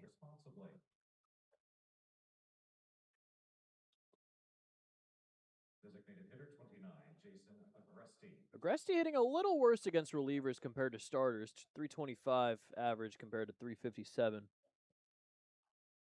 Does have a better on-base percentage, though.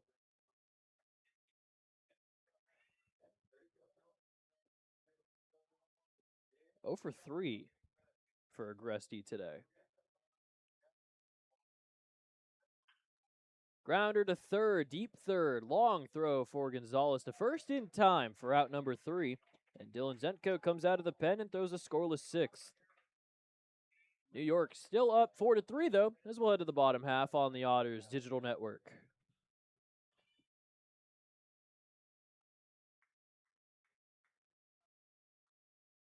Time for the dance cam. We need everybody to get up and show us those dancing moves, as we are all excited to be here on a Tuesday night. Enjoy Hips Don't Lie.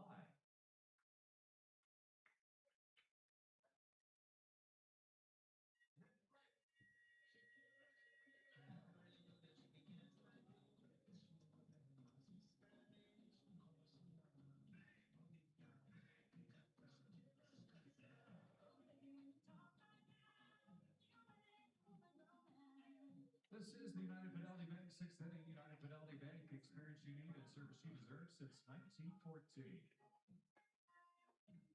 Give it a big Bossy Field hello and welcome to the All-American Bryson Moore. He is here at the ballpark, so if you see him, say hi. Fans, a reminder, we have a 2026 All-Star Jersey auction going on. All series long, you can bid on a 2026 All-Star Jersey online through Dash.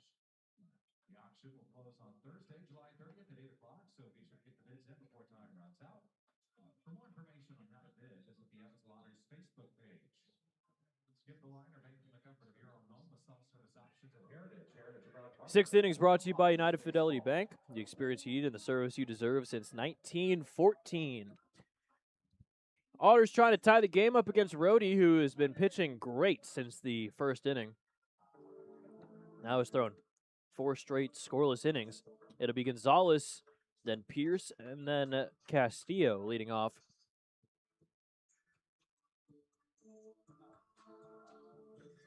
The Otters have still only had 2 base runners since the first inning. Gonzalez so far is 0 for 1. He got hit by a pitch in his last at-bat.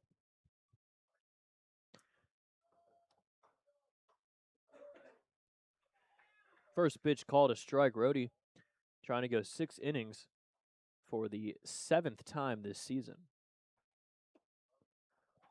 Another one called a strike. Quickly 0-2 here against Gonzalez.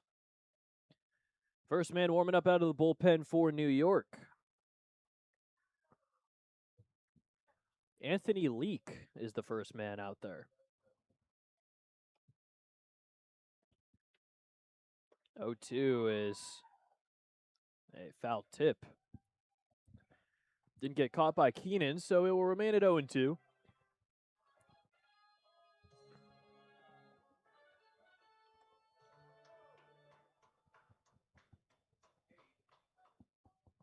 Another 0-2 pitch, and that hits Gonzalez again. So Marcos has been hit twice today, as he'll lead off the 6th on first base. Well, that's the first time this season that a Otter has been hit multiple times in a game. We've seen it happen one time, of course, a lot, but not twice. Gonzalez, the first Otter to get hit twice in a game, and luckily it was by a pitcher that does not throw that fast. That was a 74-mile-per-hour pitch that hit him. Looked like in the same spot as it did in the 3rd inning.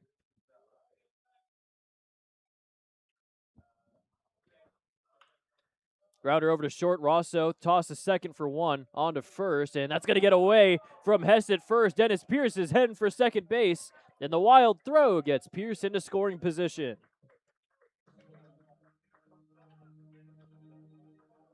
So that'll be a fielder's choice and an error on the second baseman, McElpatrick, who will now put the tying run in scoring position for LG Castillo, who already has 2 of the 3 runs driven in here for Evansville. He gave the Otters a 3-1 lead in the first inning after his 2-run double that ended up scoring both Pierce and Amani Jones. Chance to tie the game here. First pitch just low, and it's ball one. Castillo, in his second at bat, grounded out to short. One out, runner on second. 1-0 pitch, grounder. That's past the dive of McClure into left field for a base hit, as Pierce will head to third. And runners are at their corners with one out now for Sam Linscott. Another multi-hit day for Castillo. Number 20 on the multi-hit game category for him. Also, that's his fourth straight multi-hit game, going all the way back to the 19th against Windy City. Big opportunity for Linscott here. Anything to the outfield could score Pierce from third. First pitch is called a strike. Linscott does already have a hit today. He did extend his hitting streak already, so no pressure in terms of that, but 25 ribbies so far this season. Reaches out and grounds one foul over to Andy McCauley at third.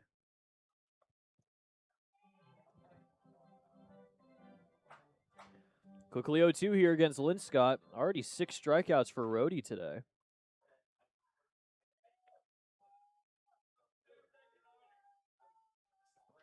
Oh, 2. Reaches out, pokes one into right field for a base hit. In comes Pierce, and the game's tied up at 4. Sam Linscott just reaches out, makes contact, and it goes over the head of Michael Fatchuk at second base. It is 4-4 here in the bottom of the 6th inning. As Linscott has another multi-hit game, his 16th, and his third in his last 4. Now Dirksen a chance to give the Otters the lead. Go-ahead run on second base. That is skied. First base side of things, Hess moving into foul ground. He will make the catch, and that's out number 2.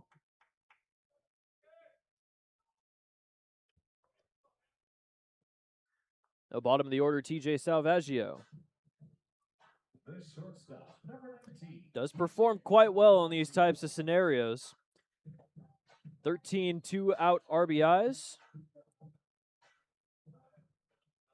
With 2 outs and runners in scoring position. Salvaggio hitting .273. Seems as though he always manages to get the big hit, though. It's what the stats don't tell you. Still leads the team in ribbies with 49.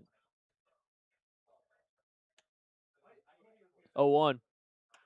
That is ripped into right field for a base hit. Here comes Castillo as it's bobbled in right field. TJ Salvaggio gives the Otters the lead.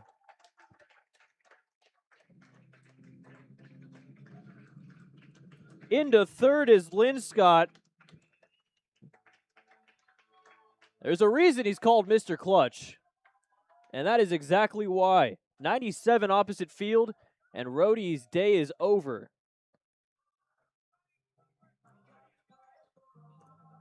Anthony Leak coming into the game. Otters have retaken the lead with 2 runs in the 6th. On the Otters Digital Network, we'll be right back.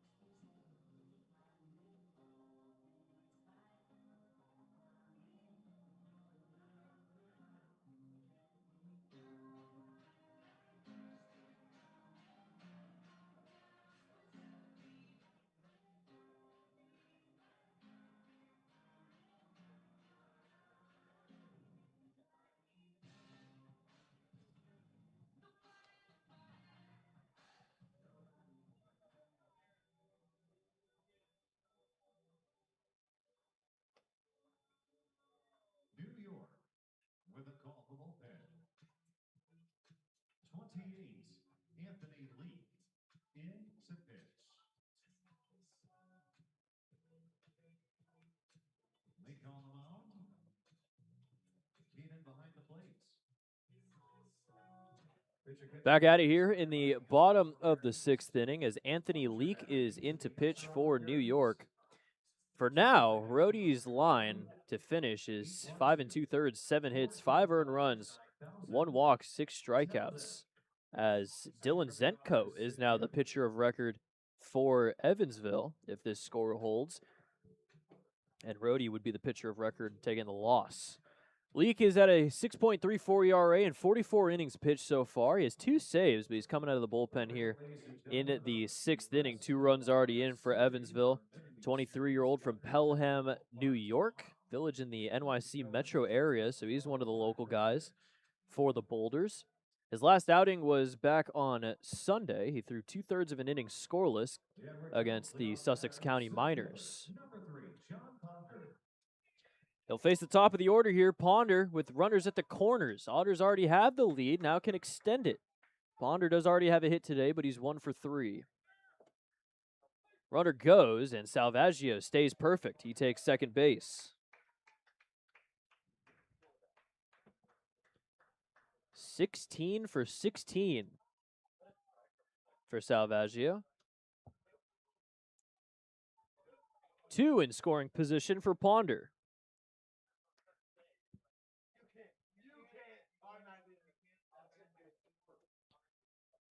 Time called.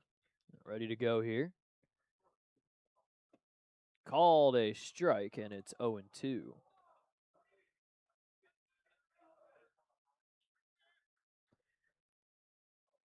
Leak 15 scoreless outings this season. He was with New Jersey last year. Kicks and fires. A little outside.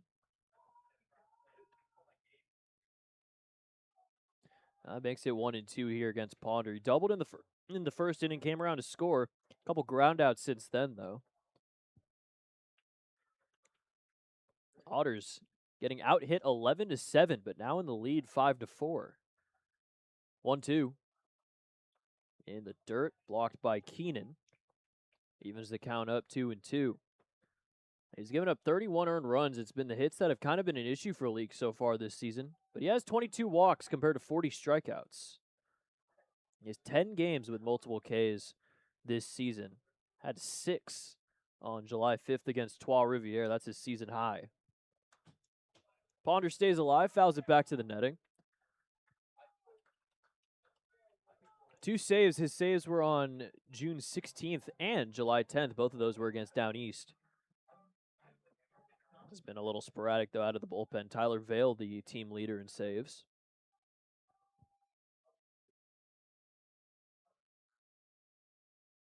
2-2 from Leak. Low for ball 3. Walk loads the bases for Amani Jones. Only 1 walk issued by Rhodey in his start, but a lot of hits given up. Just like on the side of Williman, the hits have been an issue for both of those guys, as we already have 18 hits, but only 9 runs scored.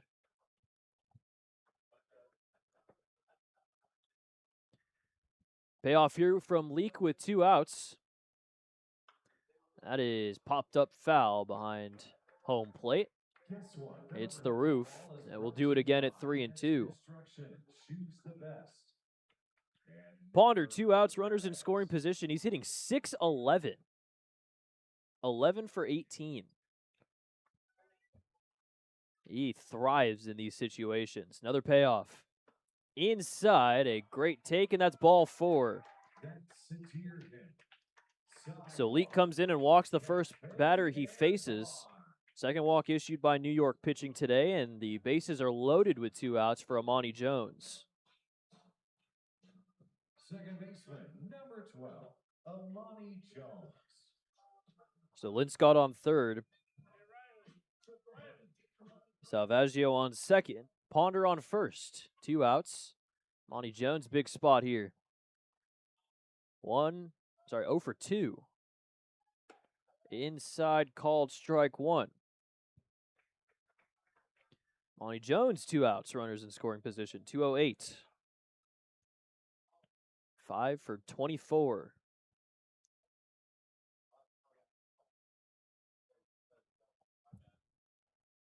Inside, it's ball 1. 28 RBIs for Amani so far this season.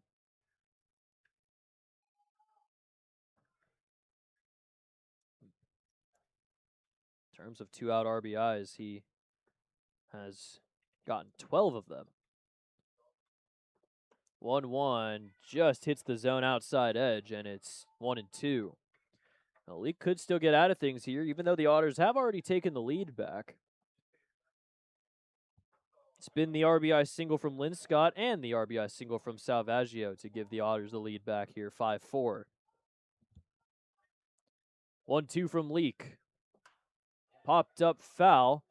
Converging Simmons, Rosso, McClure. No one can get there as it falls into foul ground. It'll remain at 1-2. Leak gets put in a pretty high leverage situation here. Close game. Walks Ponder. Now in another long at bat here against Amani Jones, as everybody heading back to their respective positions on the left side. 4 runs, 11 hits, no errors for New York. 5 runs, 7 hits, no errors for Evansville. Another 1-2. Fly ball into left. Simmons has a lot of space. Didn't really have to move too much to grab that one. He makes the catch. And that's out number 3. But the Otters retake the lead. 2 runs come in on 3 hits as they have a 5-4 lead heading to the 7th on the Otters Digital Network. To the field, get ready for one of the most delicious showdowns in all of baseball. It's the hot dog Wally's food race. Eyes on the center field game where we have the cheeseburger versus the hot dog versus the ice cream cone that never wins. The first one to cross the human finish line, that item will be half price for the rest of the game. Food, is you ready? This way, cheeseburgers. All right, let's go. Go. Today. There we go.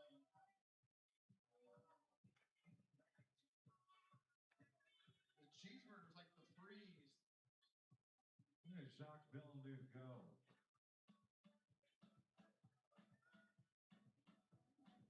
The cheeseburger with the killer froth and the killer thighs is your winner. All burgers, cheeseburgers, hamburgers, chicken burgers, anything is a burger. Half price, third base concessions until the final out.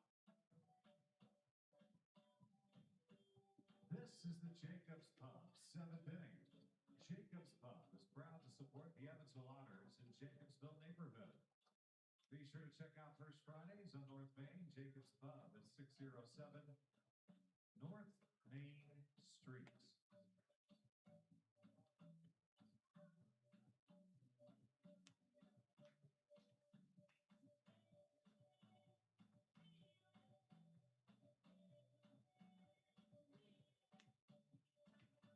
Lead off for the New York Boulders. Left fielder, 21, Aaron Simmons. Top 7 here in Evansville. Otters have taken a 5-4 lead as Dylan Zenko, in line for the win if this score holds, is back out there for another inning after giving up a single to Julian Boyd, but getting out of the top of the 6th with a scoreless frame. Probably going to need him in long relief here, just as one of the guys, one of the lefties out of the pen. First pitch is called a strike to Aaron Simmons. It's Simmons, Schroeder, and Hess leading off in the 7th, just like they did in the 5th inning. Last time Simmons led off an inning, he hit a solo homer.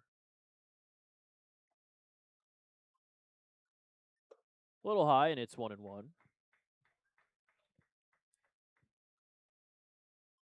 Zenko spent this season at Murray State. It was one of the first signings out of college in 2026 that the Otters had back on June 2nd. Ended up making the College World Series with Murray State, the Racers.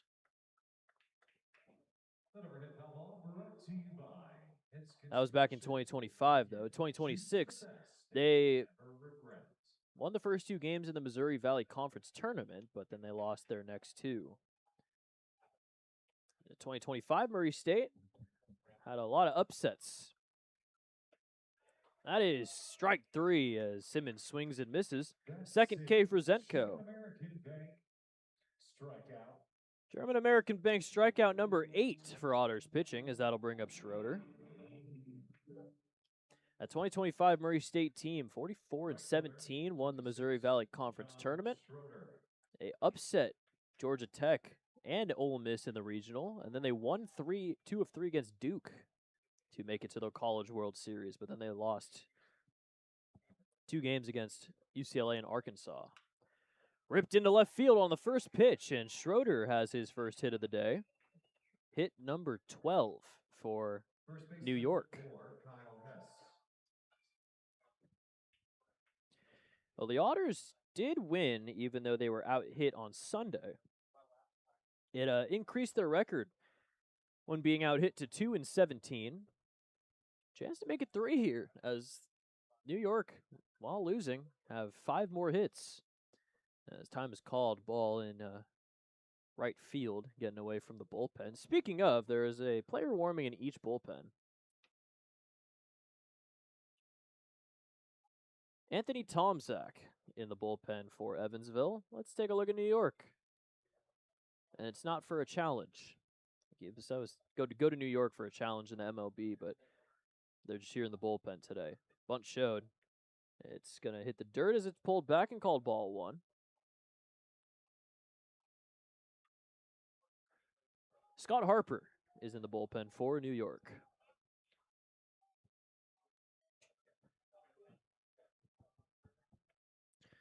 Zenko's had a good start to July, 1.8 ERA after a 4.11 in June, his first pro month. Ripped up the middle into center field for a base hit. And back-to-back singles for Schroeder and Hess have 2 on with 1 out.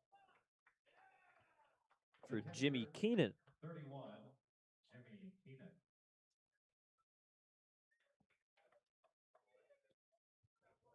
A lot of Keenans in the East Division. You saw Keenan Taylor, Keenan O'Brien, and now Jimmy Keenan on New York.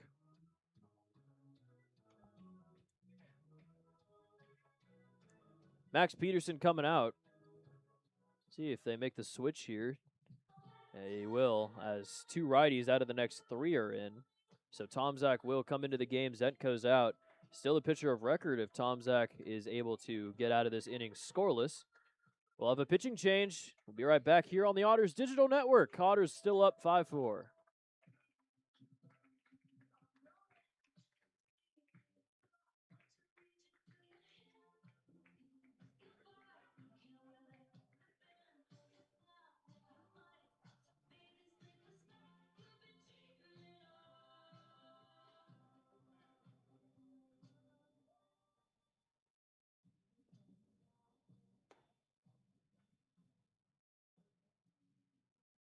Otters with a call to the bullpen, Anthony Tomczak.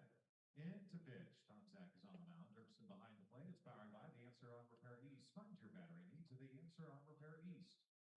Located at 2319 North Peterborough Road. Give them a call, 812-475-9000. Tell them, Zane from the Otters, send you.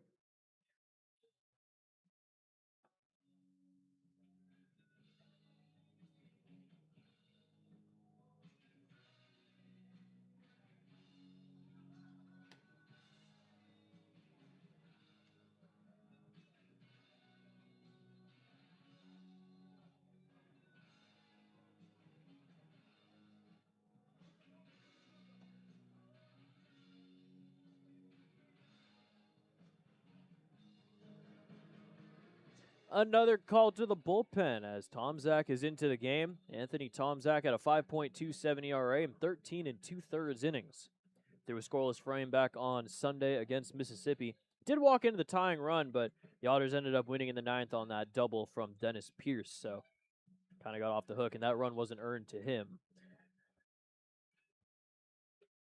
Had a little bit of a rough start, though, last Wednesday against Mississippi. 2/3 of an inning, gave up 2 earned runs, 2 walks, got the loss. Both runners on the responsibility of Zenko, though, as Keenan will try to tie the game back up for New York. Popped up foul, it'll get out of play. That overhead foul ball brought to you by Hess Construction. construction, of course. Choose the best. Never regret it. Keenan 0 for 3 so far today. Fly out to center and 2 strikeouts looking.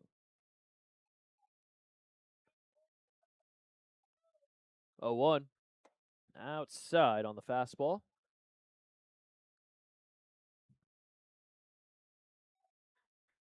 Tomczak, 25 years old, has only pitched 13 2/3 innings, has 8 walks compared to 17 strikeouts.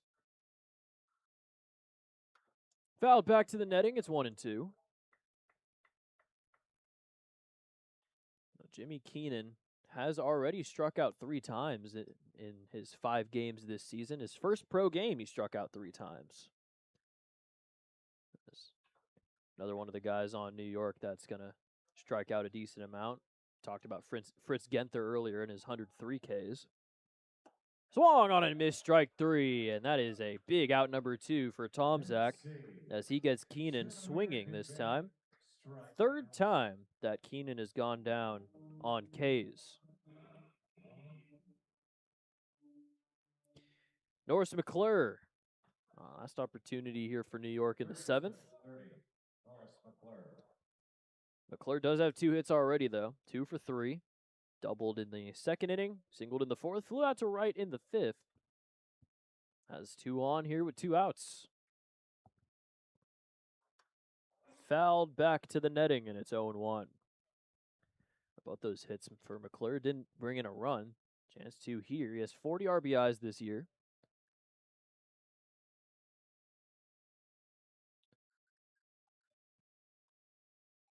Bringing Tomczak in to face the righty and Keenan. It works to perfection. See how he does here against his first lefty of the day. 0-1. Little high.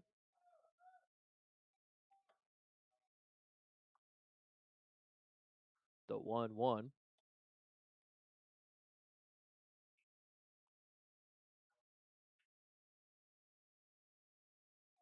McClure was signed with the Oakland Ballers before the 2026 season. Ended up finding his way to New York. Swing and a miss, and it's 1-2. Didn't end up playing a game with the Ballers.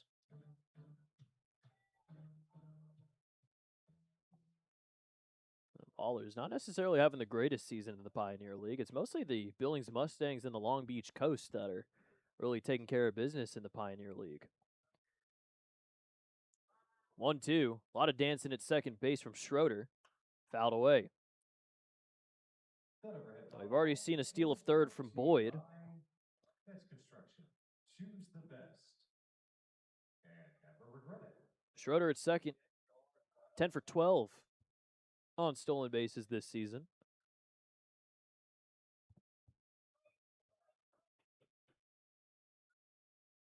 Tomczak will step off. Take a quick look at the out-of-town scoreboard. Schaumburg looks like they're going to win. They're up 10-2. Everything else looking a little close. Florence Joliet, close one, 6-3. 1-2. Got him swinging. High fastball at 95, and Tomczak strikes out back-to-back hitters to get out of the jam in the bottom or the top of the 7th inning. We'll hit the stretch. 5-4 Evansville on the Otters Digital Network. Take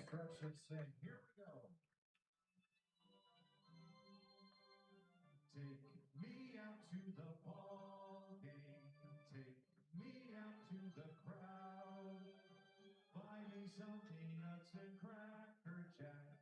I don't care if I never get back, and we'll root for the Otters. If they don't win, it's a shame.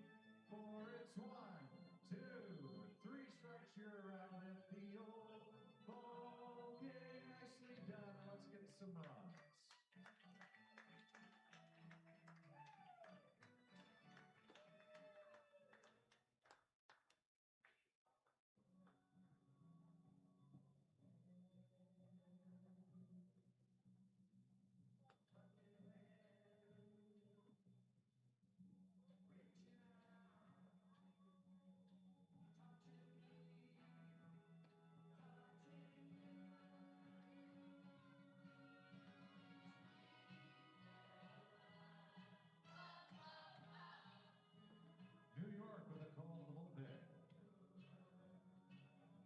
Scott Harper into pitch.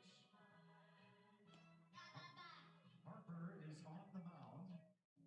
Keenan behind the plate. That pitcher-catcher battery is powered by the Answer on Repair East. Seventh innings brought to you by Jacob's Pub. Jacob's Pub is proud to support the Evansville Otters in the Jacobsville neighborhood. Be sure to check out First Fridays at 607 North Main Street in Evansville, Indiana. Scott Harper into the game here. Anthony Leak only pitches the third of an inning, but ends up getting out of it in the bottom of the sixth inning. Otters have a 5-4 lead. Harper has a 5.04 ERA in 30 and a third innings. 33 hits, 17 earned runs, 16 walks compared to 38 strikeouts. Last outing was on the 24th against Sussex. He threw a scoreless frame there.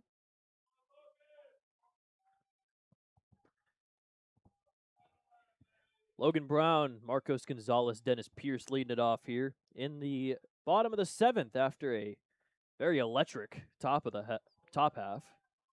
First pitch is swung on and missed by Logan Brown. Tomzak, the high cheese, gets McClure swinging. 95. Most of those fastballs from Tomzak in that outing were 93. He really upped the adrenaline on that one and got McClure. Now 10 strikeouts for Otters pitching today. 1-1 to Logan Brown. Foul tip into the glove, and it's 1-2. Otters have somebody else warming in the bullpen. It is Mr. Alex Valdez. So the high leverage guy is going to be coming in for the 8th and the 9th. Valdez and Woolgamuth. Woolgamuth looking possibly for his third save in 3 games. Swing and a miss for strike 3. Logan Brown goes down swinging to start the bottom of the 7th. Second strikeout for him. 7th strikeout for New York pitching. And that'll bring up Marcos Gonzalez. Marcos has a strikeout, and he's been hit by a pitch twice. It's been a painful day for him. First pitch called a strike, and it's 0-1.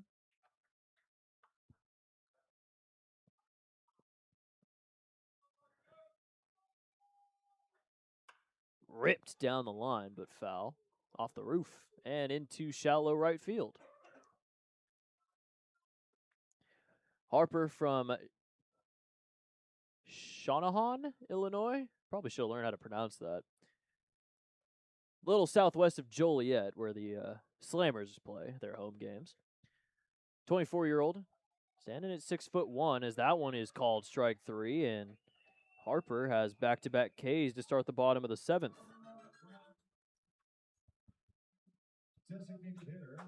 Now Dennis Pierce standing in for his 4th at-bat of the day. He's reached twice. He's 1 for 3. Harper was at Wabash Valley for a couple years, then was with Southern Illinois. So he played pretty close to the area. Last year with New York, he had a 4.66 ERA, 56 innings, 1 game against the Otters, August 6th. Scoreless frame with 2 strikeouts, and he's now in a good pitcher's count 0-2 against Pierce, looking to strike out the side in the 7th.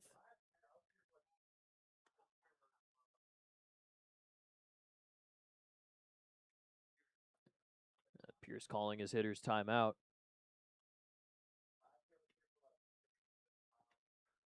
0-2. That is called strike 3. What an inning for Scott Harper. He strikes out the side. Almost had an immaculate inning there. Doesn't quite get it, but still, the 3 strikeouts will do for him. Perfect 7th for Harper. We'll head to the 8th, 5-4 Evansville on the Otters Digital Network. Introducing first in the red, we've got Abby. And in the blue, if you look down, you can see her. That's Grace. They'll be trying to knock each other over. The first one to knock the other one over will be your winner. Ready, set, sumo.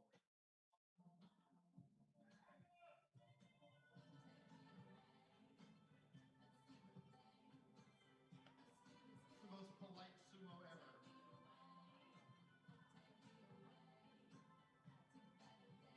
We got 15 seconds. Oh, almost. 10 seconds.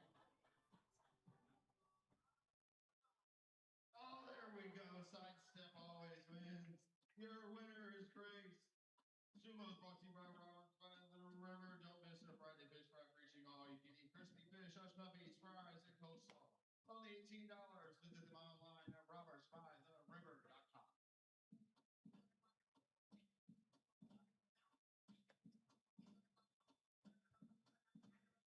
Otters with a call to the bullpen. 35, Alex Valdez into pitch. Valdez is on the mound. Turks it behind the plate. It's powered by the Answer Auto Repair East. Find your battery needs at the Answer Auto Repair East. 2319 North Vancouver Road, 812-475-9000. Tell them Anthony Otters sent you. Additional defensive changes for the Evansville Otters for those of you scoring. Marcos Gonzalez moves from third base to second base. And 9, Chris Switzer enters the game. He is at third base, batting in the second spot. Oh, we have a few changes here as we hit the top of the 8th in Evansville. Well, firstly, Alex Valdez is now on the mound. He's doing the pitching in the 8th after Anthony Tomczak comes in and does his job. Valdez will try to keep the one-run lead for Evansville, but we have a couple of defensive changes as well. Marcos Gonzalez has moved from third base to second base as the first pitch is swung on and missed for strike one. And we officially have the Otters debut for Chris Switzer. He is at third base. Quickly 0-2 against McElpatrick. Valdez, 3.97 ERA. He has a couple of scoreless frames against Mississippi in his last two.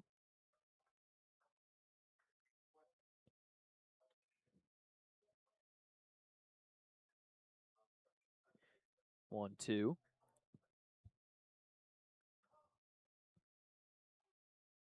That is called strike three. Strikeout number 11 for Otters pitching as McElpatrick goes down looking. First out, that'll bring up Julian Boyd, who has been killing the Otters today. 3 for 3. Doubled in the third, stole third, then stole home. Singled in the fourth, then singled in the sixth, then stole second. He has been phenomenal today.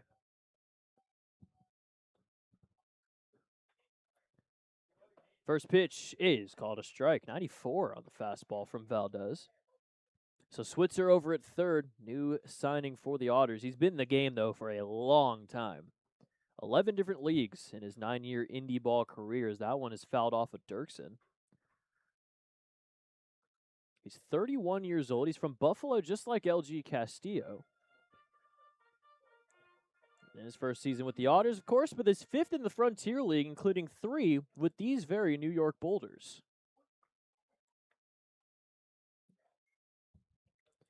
0-2. Little low.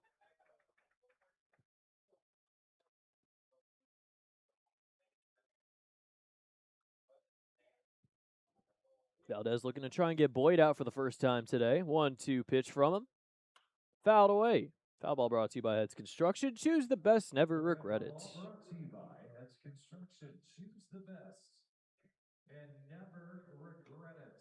8 walks compared to 25 strikeouts. Valdez just despises walking people. 1-2 yet again. A little outside. Makes it 2-2.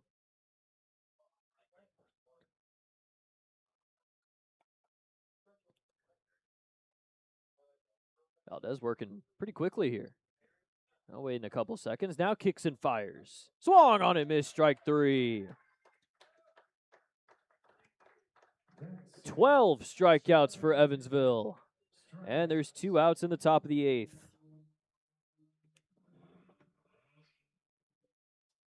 The shortstop, 22, Santino Rosso. Back to the top of the order in Santino Rosso. 12 strikeouts for Otters pitching, 9 of them from the bottom 5 in the order. Rosso has struck out in his last at-bat, but he's 2 for 4 today. A couple of singles. Singled and scored in the first inning. Singled in a run in the fourth. The 1-0 from Valdez. Fouled away. 95. Everyone's really pumping the adrenaline today, huh? That's what happens when you get put in a high leverage situation. Keep on throwing straight gas. 1-1. A little low in the dirt. Makes it 2-1. It'll be Castillo, Linscott, and Dirksen leading off again in the bottom of the 8th inning, just like they led off in the 4th.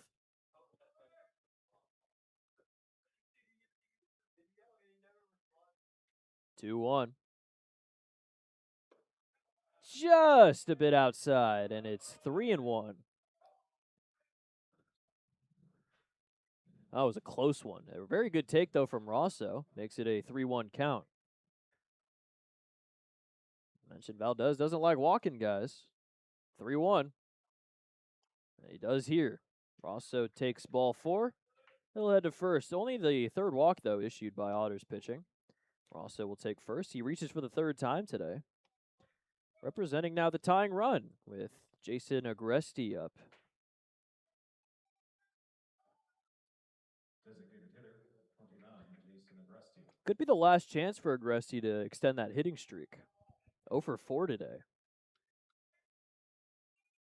Him and Keenan, the only Boulders without a hit today. As Otters are getting out hit by 6, but they lead. Called a strike, and it's 0-1. Agresti not only a hit in his last 11, but a hit in 25 of his last 26 games. So that technically on the line as well. Throw back to first, not in time.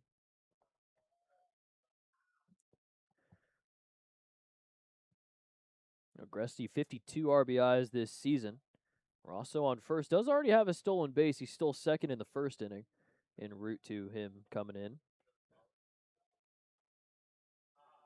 0-1 is in the dirt. Good block from Dirksen to stop Rosso from advancing. Makes it 1-1. Boulders have been stealing quite a lot today. 5 stolen bases. Still not the most given up by the Otters, but it was looking like we were on pace for it at one point in the game. 1-1. Swing and a miss. It's going to get past Dirksen. No advance, though, at first from Rosso, as Dirksen was able to get it in enough time. A little bit of a late reaction from Rosso, and he was forced to head back to first. 5-4 Otters, top of the 8th. 1-2 here with 2 outs to Agresti. Otters already have 12 strikeouts today. Could get a big lucky 13 for Valdez. 1-2. Slow roller over to third. Quitzer to first in time for out number 3. Chris Quitzer getting his first bit of action on the Otters. Gets out number 3, and Valdez throws a scoreless top of the 8th. We'll head to the bottom half. Otters still holding on to a 1-run lead on the Otters digital network. Otters fans, it's time for the Legends Hit brought to you by Eggs and Pizza. We are down to 2 legends tonight. We have William Henry Harrison and Benjamin Bossy. They're going to race around the warning track. The first one to cross the finish line is the most legendary legend. Place your bets. Legends, are you ready? Set, go! Don't run over any players this time.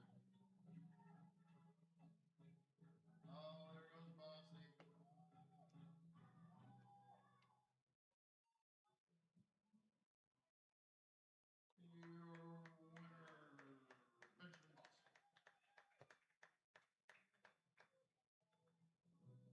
New York with a call for bullpen. 33, Jason Masick. Into pitch. Masick is on the mound. Keenan behind the plates. Pitcher catcher batteries powered by the Answer Auto Repair East. Find your battery needs at the Answer Auto Repair East. 23-19, North Peterborough Road. Wouldn't you believe it? We have another pitcher into the game here. New one for New York, otherwise known as Rockland. Jason Masick is into the game for New York. He has a 6.97 ERA and 10 1/3. Another recent signing for New York, signed on June 20th after his last collegiate season at Rutgers this year. Through a scoreless inning, back on the 25th against Sussex County. It'll be LG Castillo, Sam Linscott, Dre Dirksen to lead off.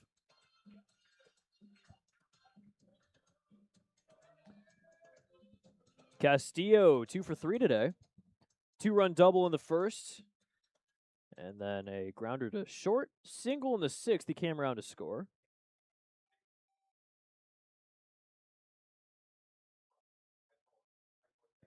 First pitch, swing and a miss. So get this. The last time the Otters won a series opener was back on June 26th against Florence. Fly ball into right field. That will veer away foul. They lost their series opener against Washington, against Joliet, against Gateway, against Sussex, against Windy City, and against Mississippi. It's been a rough going in series openers, but in most of those series, the Otters have come back to win the series, so it hasn't really mattered all too much. But just to take the series opener here would be big, especially against the New York Boulders team that's in a playoff spot right now. Fouled away. Foul ball brought to you by Heads Construction. Choose the best, never regret it. The overhead foul ball brought to you by Heads Construction. Choose the best, never regret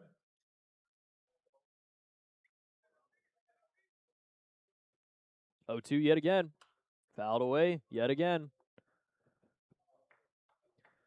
Masick with Rutgers this season, 5.14 ERA in 28 innings.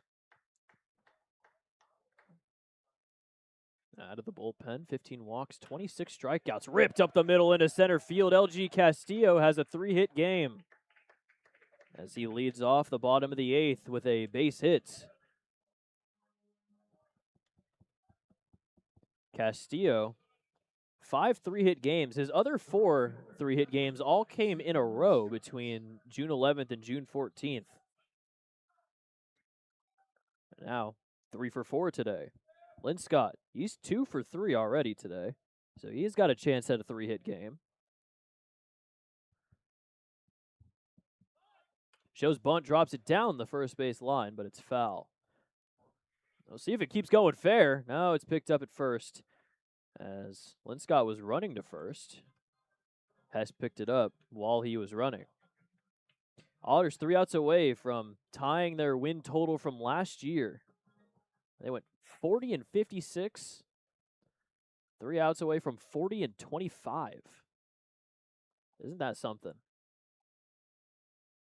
It was a rough season last year. 2 wins away from tying their win total from 2024. Last time the Otters finished over 500 was back in 2023. Made it all the way to the Frontier League Championship Series. That one's popped up foul. They finished 52 and 44. They might beat that this year. Will say, both times the Otters have won the Frontier League Championship, year that ended in 6, and it was after a wild card berth, not necessarily a division championship. So we are meeting both criteria currently. 0-2 inside, and it's ball 1.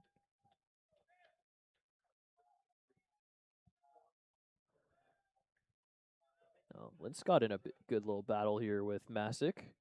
He's already having to throw a good amount of pitches here through not even 2 batters, as that one's fouled away. Masick has 7 scoreless outings out of his 12 this season. 2 games with multiple strikeouts. June 26th against Quebec. July 9th against Down East. 3 of his 8 earned runs were given up on July 5th against Troyes. That one's going to get past Keenan, and taking second base is Castillo.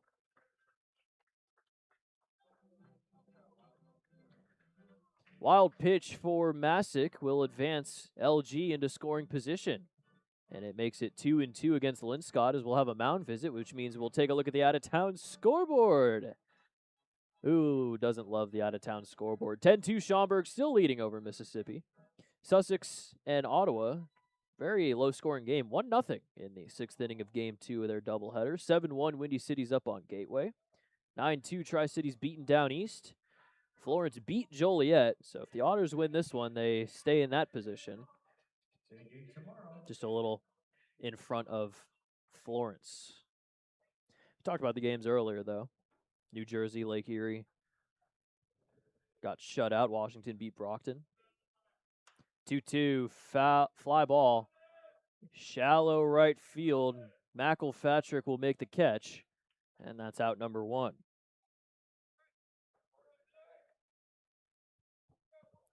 Now that'll bring up Dre Dirksen. 0 for 3 today. A couple of strikeouts. Flied out to Hess at first. Dre Dirksen has been quite busy behind the plate with all the stolen bases. Chance to drive in a run here. Get a big insurance run for Wolgemuth at the 9th inning. First pitch a little high on the fastball, 96.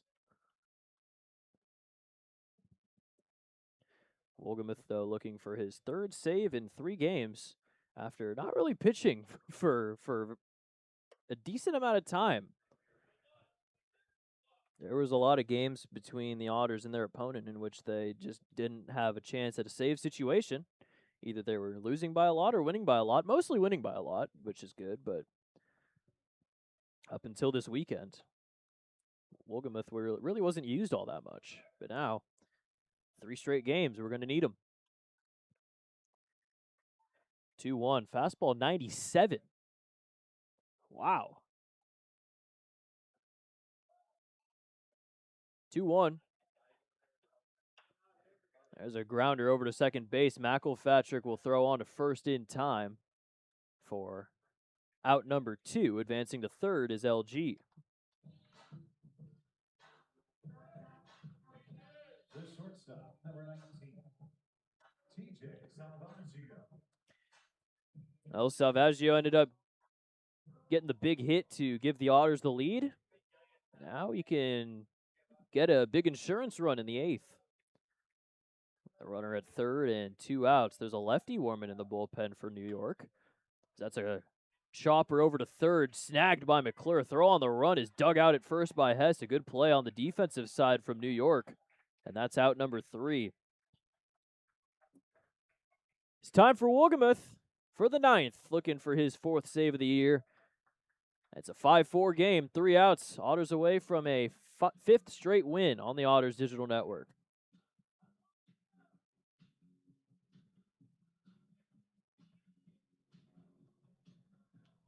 All right, Otters fans, we got a special edition of the Hickory Pit Stop Pull Apart Challenge. Just because Cameron's here, we have John the Dad versus his kids, Oliver, Zach, and Anders, plus Cullen, because Cullen shows up in the middle of everything somehow. They challenged Dad. Dad said, okay. We'll see how this works out. He's got to pull the green to the other side of the coach's box. You guys ready, set, go. Oh, come on, John. Don't let it. Oh, so close. Oh.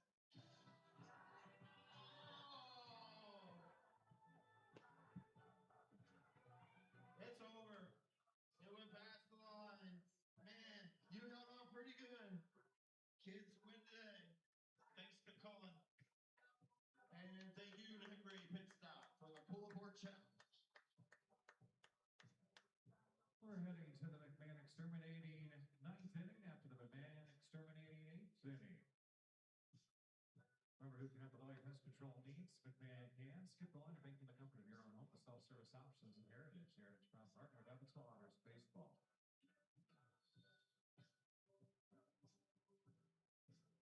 We have a call to the bullpen. Nate Wolgemuth in to pitch. Ninth innings brought to you by McMahon Exterminating. Remember, who can help with all your pest control needs? McMahon can. Ninth inning here in Evansville. Nate Wolgamuth will try to get his 4th save of the season and get the Otters their 5th straight win. After 4 straight in Mississippi, 3 outs away from taking game 1 against New York. It will be Simmons, Schroeder, and Hess, the 3-4-5 in the order against Wolgamuth. First pitch, a little outside for ball 1. Simmons 2 for 3, has an RBI single and a homer. He's driven in 2 of the 4 runs for New York today. Just high, and it's ball 2. Also has a walk. He's reached 3 times today, but he did strike out against Zentko in his last at-bat. 2-0. High fly ball. Could be playable. Salvaggio. Quitzer will call him off and make the catch for out number 1.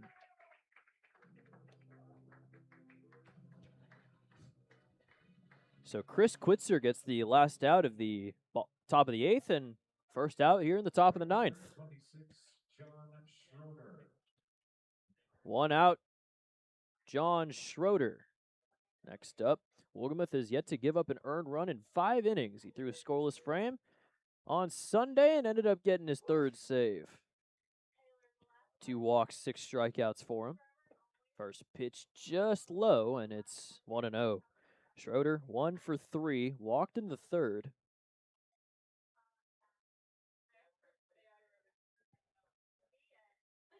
1-0 pitch. High fastball, called ball 2. That was 2-0 against Simmons before he flew out to Quitzer. See if Quitzer gets the start tomorrow against the righty in Emmett Bice. 2-0. High fly ball into deep center field. Going back is Ponder, and that one is gone. John Schroeder's solo homer has tied the game up at 5. His 6th homer of the year and the first earned run given up by Wolgamuth this season. It's 5-5 in the top of the 9th. First baseman for Kyle Hess. Dead center for Schroeder. That one just gets over the vines on the fence out there in center field. Got a fastball high and took it out of the yard. New ball game here, 5-5. Still 1 out for Kyle Hess as the first pitch is called a strike.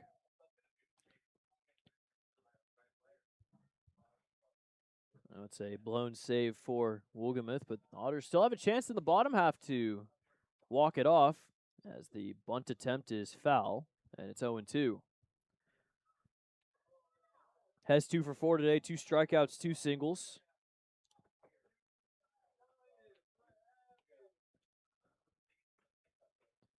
Hit number 14 for New York. Still out hitting Evansville by 6. Grounder over to second. Marcos Gonzalez will toss to first in time. And that's out number 2.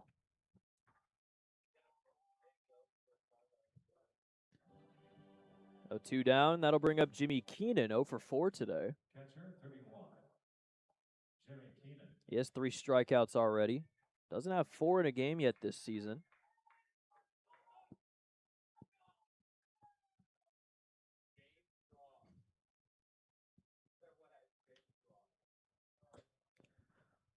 Still somebody warming in New York's pen. First pitch a little high for ball 1. Got a couple guys warming in the pen.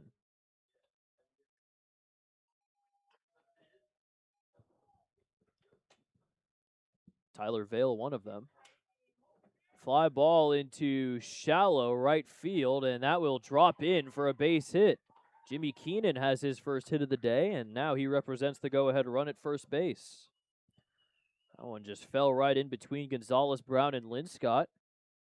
Linscott was playing very back in right field. Norris McClure. No doubles defense, but the single does put Keenan on first, as we'll have a pinch runner. At first base is 27, John LeGrand. So the pinch runner, and making his professional debut, is John LeGrande.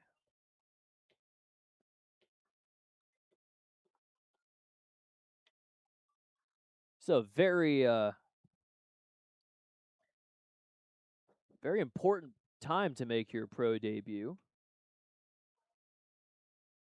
As Keenan is out of the game, most likely means Agressi will do the catching for the bottom of the ninth. First pitch is a swing and a miss.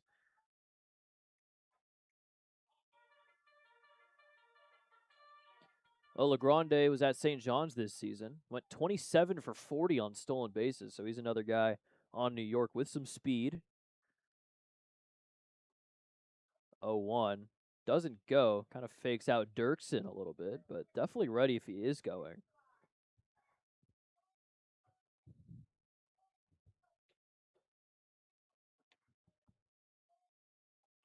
One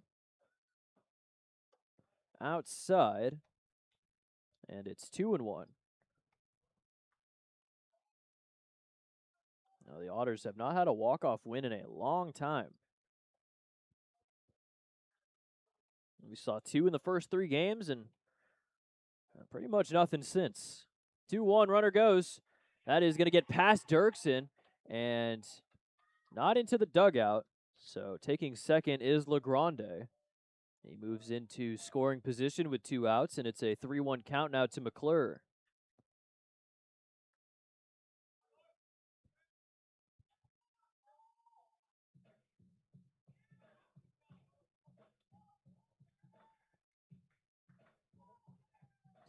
A mound visit here. Go ahead run now in scoring position.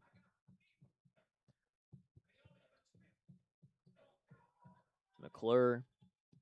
So far today, he's 2 for 4. Got a hit in his first 2 at-bats, but since then a fly out to right field, a strikeout swinging to end the 7th. And a big spot against Tomczak.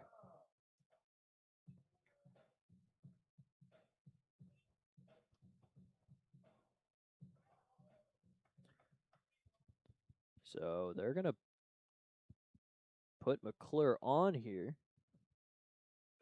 Looking like an intentional walk to him to bring up McElpatrick, the righty.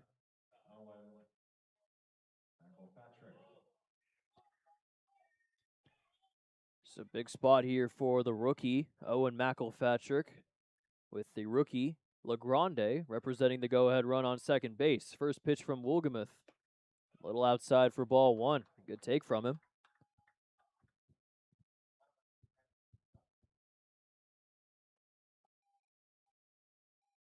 Chance for Wolgemuth to get out of things here in the top of the 9th. Give the Otters a chance to walk it off in the bottom half, but if not, we head to extras. 1-0. Swing and a miss. Only 1 RBI so far in his first 4 games for McElpatrick. He does have a hit, though. 1 for 4. He got a hit in the 4th inning, came around to score. Scored to tie the game up. 1-1. He is called a strike, and it's 1-2.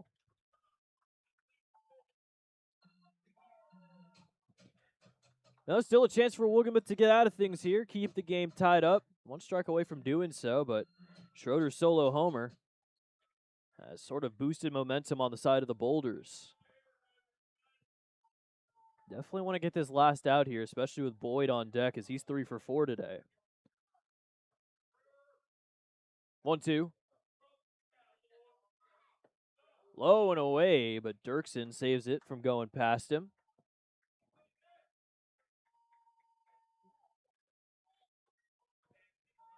2-2 now. LeGrande on second. McClure on first after the intentional walk. 2-2. Fouled away. McElpatrick will live to see another pitch here. That overhead foul ball brought to you by Heads Construction. Choose the best. Only 2 hits so far in 4 games for him. No extra base hits quite yet.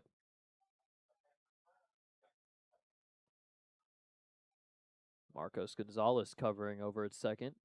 LeGrande dancing over there. 2-2 is high and in for ball 3. Almost hits McElpatrick, but it's a full count now with 2 outs. Both runners are going here.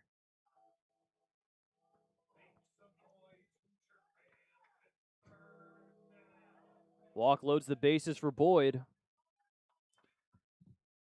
Not the position the Otters want to be in here. Got to get the third out. 3-2. That is called strike 3. Perfectly placed fastball for Wolgemuth, and the game stays tied up at 5. 13th K for Otters pitching, but the solo homer from Schroeder ties the game up. So if the Otters want to win, it's got to be on a walk-off. We'll head to the bottom of the 9th on the Otters Digital Network.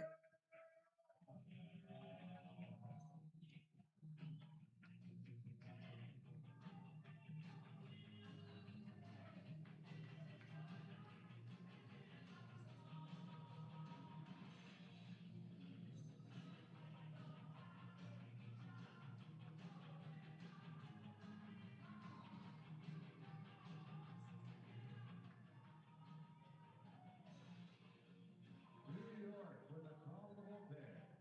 13, Andrew Armstrong. In to pitch. Armstrong is on the mound. Keenan behind the plate. Pitcher catcher battery. Powered by the Answer Auto Repair East. You can find them at 2319 North Green River Road. You can give them a call via landline at 812-475-9000. And you can also tell them the Zane from the Otters sent you. Don't forget the Otters have a day game tomorrow. If you show up tomorrow at 6:35, you will not see the game. Show up at 12:05 instead. Tickets at EvansvilleOtters.com. Bottom of the 9th, the Otters trying to walk it off here after the solo homer from Schroeder tied the game in the top half against Wolgemuth. New pitcher into the game is Andrew Armstrong. Left-hander, 24 years old. He is from Gainesville, Georgia, his first season in New York. He has a 5.47 ERA in 24 2/3 innings. Monty Jones is out of the game here. So Chris Quitzer hitting second, Ponders hitting first, and Logan Brown's hitting third. That will lead off the bottom of the 9th inning.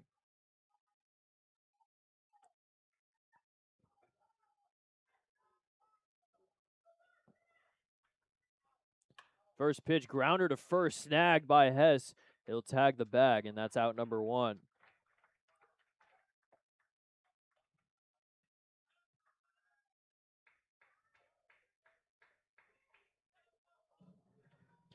First at bat in an Otters uniform for Chris Quitzer. The third baseman, number 9, Chris Quitzer. Now, one thing we didn't talk about, Chris Quitzer is on 699 indie ball hits in his career. Just needs one more. Chance to do it here. First pitch is called a strike. So lefty-lefty here against Armstrong. Quitzer's 699 indie ball hits. 0-1 fouled away, and it's 0-2. Just signed today. Veteran in the game, though. He spent this season already with a couple teams in the American Association. Originally with the Sioux Falls Canaries. Got released, signed with the Kane County Cougars. 0-2 outside. Kane County Cougars, he hit 111 in 7 games and got released on July 22nd, signed with the Otters about a week later. His teammates with Josh Allen, who Otters fans will know quite well. Not the Josh Allen of football, of course. Swing and a miss, and that is strike 3 and out number 2 in the bottom of the 9th. First K for Armstrong, as that'll bring up Logan Brown. The first baseman, number 28, Logan Brown. 1 out away here from a 10th inning First pitch to Logan Brown. Just outside. And it's 1-0. Logan Brown 0 for 4 today. Left to center grounder to second. Couple strikeouts. 1-0. Outside for ball 2. Armstrong spent last season in the Pioneer League with Missoula. The Paddleheads at a 5.36 ERA, 45 and a third. Was with the Sioux City Explorers for 1 game after his last collegiate season at Florida State. So that one's fouled back, and it's 2-1. Big chance for him. His last outing through just a third of an inning, scoreless against Sussex on Sunday. 2-1. Fouled away off to the left side, and it's 2-2. Armstrong a strike away from sending it to the 10th. Otters 2-1 in extra innings this year. Haven't played too many extra inning games. 2 of those 3 games have been sudden death. As the Otters do have somebody warming in the bullpen, Chase Cribble. 2-2. Check swing did go around, and that's strike 3. Back-to-back Ks for Armstrong as he throws a 1-2-3 bottom of the 9th. So it's bonus baseball here in Evansville. We'll head to the 10th 5-5 on the Otters Digital Network. So we have free baseball here at the ballpark. They're tied through 9 innings. We will play a 10th with an international tiebreaker rule in effect. Meaning each half inning, the last out for each team will begin at second base in scoring position, the commissioner's runner. If the game is still tied after 10 innings, we will go to Frontier League sudden death, the lowest point net if necessary.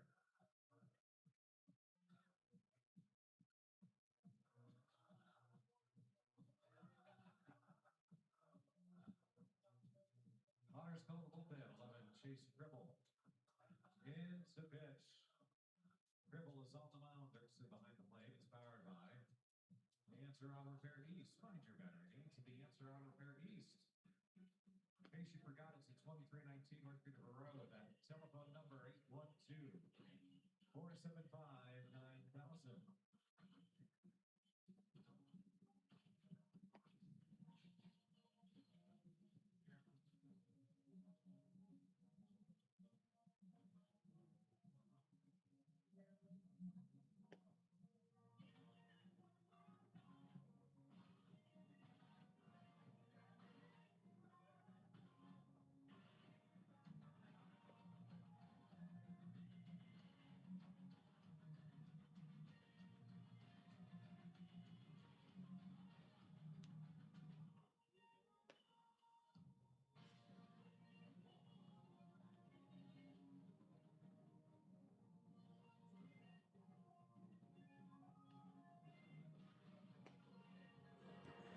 Top of the 10th inning here in Evansville. Chase Cribble is into the game. Very high leverage spot for him. There will be the commissioner's runner at second base in the 10th inning. And that will be Owen McElfatrick. Is our commissioner's runner at second base. Julian Boyd trying to give the Boulders the lead here in the 10th inning. First pitch from Cribble. Grounder to second base. Marcos Gonzalez will toss to first in time for out number 1, as taking third is McElfatrick.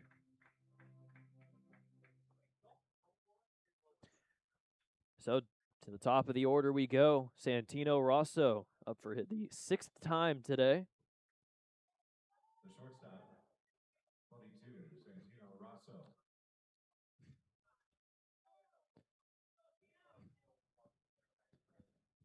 First pitch here from Cribble to Rosso. Foul tip into the glove for strike 1. Cribble has gotten a little bit more pitching time than did to start his pro career. Pitched on Sunday, inning and a third scoreless. Got his first professional win. An inning and a third scoreless on Friday. Fly ball into left field. Going back is Castillo, and that's over his head and off the wall. Rosso heading into second base. as McElpatrick will come in to score. Rosso has his 23rd double of the year, and New York has taken a 6-5 lead. Jason Agresti.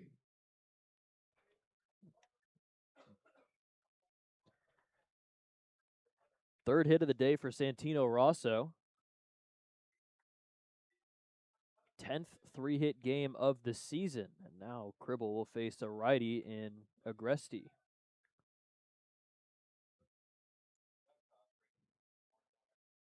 Definitely a opportunity for New York to get that extra run.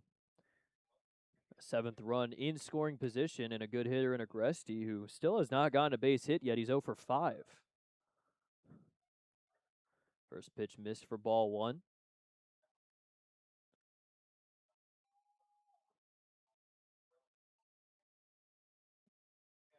1-0 here from Cribble. Takes a look back to second, kicks and fires a strike on the outside edge.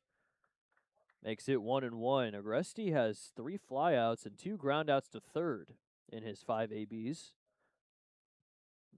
They've been able to keep him at bay, but not too many else in the lineup. 1-1. A little outside for ball 2. 16 hits to 8. New York has the advantage in the hits column. Still only lead it by 1. Evansville has a chance to get that lead back. 2-1. Fouled back. It's 2-2. It's a big opportunity for Agresti to put the Boulders up 2. Cribble gets out of this, though. It's a good chance for the Otters to tie things up, and then they'll have choice in the 11th inning for sudden death.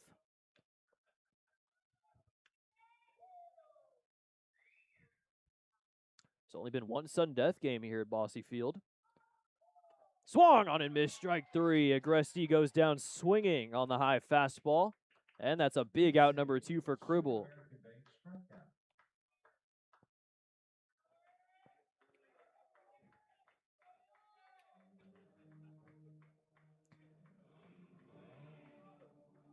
A lot of strikeouts, a lot of German American Bank strikeouts. We are up to 14, which ties the season high for Otters pitching this season. The other game in which they had 14 strikeouts was back on May 27th against Gateway. That was a 9-inning game, though. This is taking 10. Still counts, though. Aaron Simmons with 2 outs and Rosso on second base. Another lefty-lefty first pitch from Cribble is called a strike, and it's 0-1. It'll be Gonzalez, Pierce, and Castillo, the top 3 in the bottom of the 10th inning. It'll be Logan Brown on second base, barring a pinch runner of any sort. Logan Brown is the first baseman. Not sure if they would put Robertson in there. Definitely a chance, though.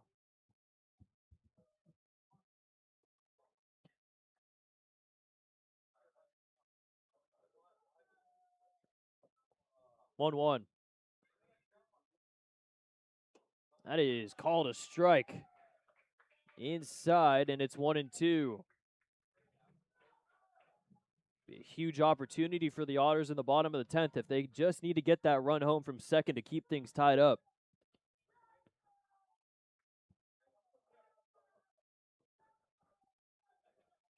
One, 2 from Cribble. Reaches out and pokes it foul. Stays alive as it will remain at 1-2. Simmons so far today is 2 for 4. Has a homer in the 5th inning. One of the 2 homers for New York. The Otters don't have any quite yet, but still managed to put together 5 runs. Made it all the way to this point. Another 1-2. Fly ball into left field going back is Castillo, and he will make the catch for out number 3. So just the 1 run comes in on the double from Rosso. Otters will have the commissioner's runner at second base to try and tie the game up as we head to the bottom of the 10th on the Otters Digital Network.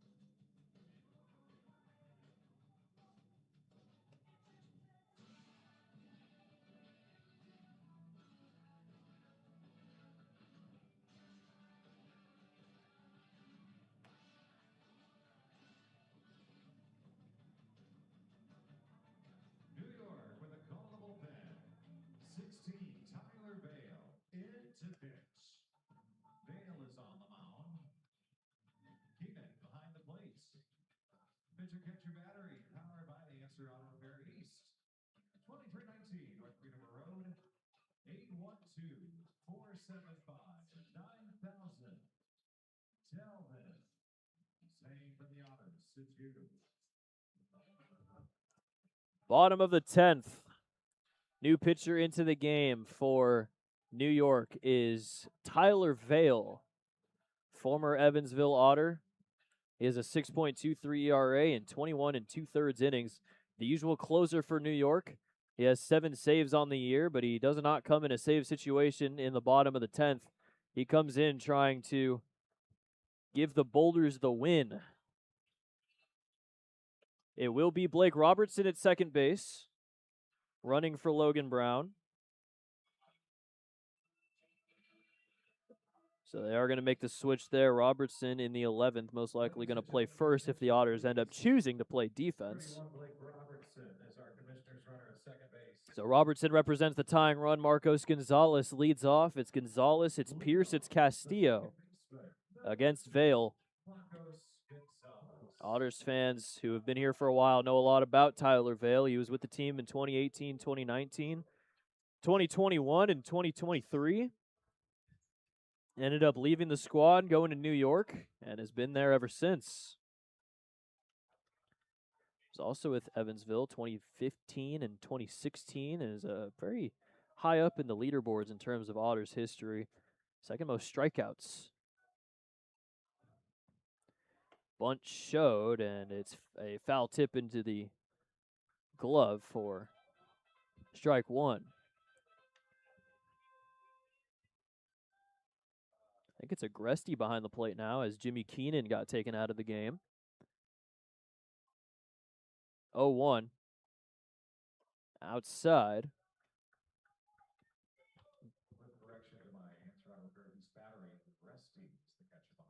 So it is Agresti behind the plate. 1-1 here to Gonzalez.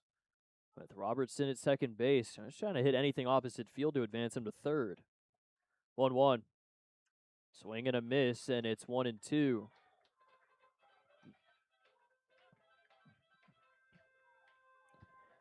Marcos so far today is 0 for 2. He's got hit by a pitch twice. Vale, 34 years old. Doesn't throw the fastest, just kind of like Rhodey, but breaking stuff has managed to keep him in the indie ball game for a long time. 1-2. Outside. And it's 2-2. Vale was a 5th round pick, though, out of the Notre Dame High School back in 2010.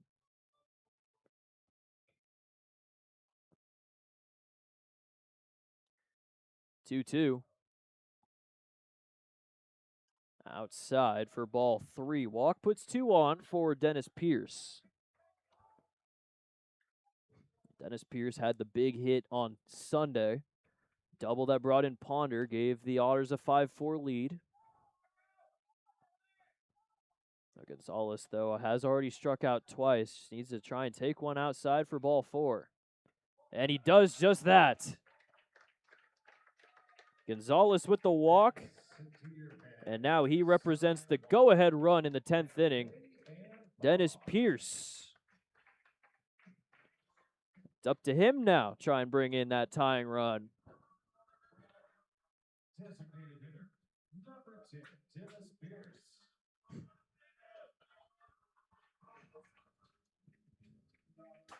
Dennis Pierce.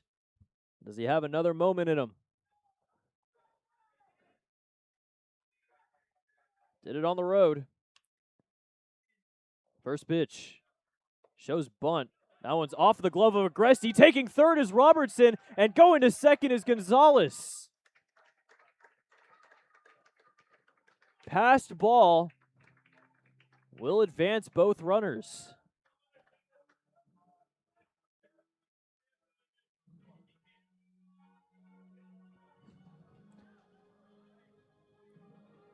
So Pierce will now get intentionally walked to load the bases.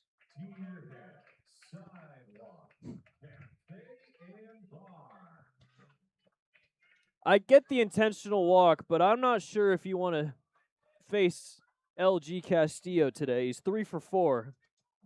The left fielder, number 6, LG Castillo. LG has 1 4-hit game this season. June 17th against Lake Erie. The infield is in. First pitch from Vale. Outside for ball 1.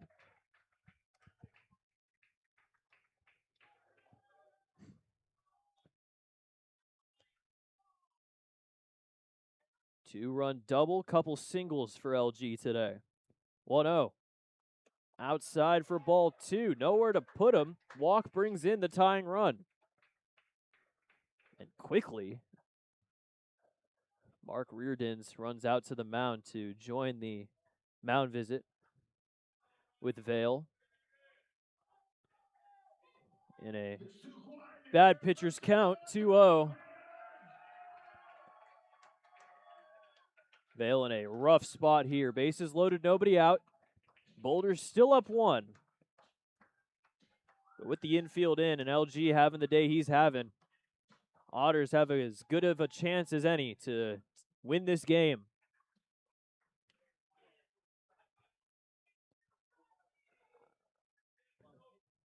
Robertson on third, Gonzalez on second, Pierce on first. 2-0. Breaking ball. High, strike 1.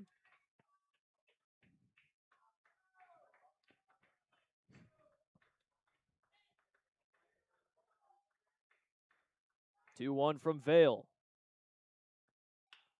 Grounder over to third, throw to home for 1, on to first for 2.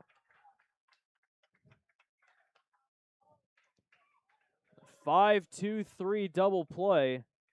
Gets 2 outs, and no run comes across for Evansville. Gonzalez does advance to third, and Pierce advances to second. Seems as though Hess might be hurt at first base.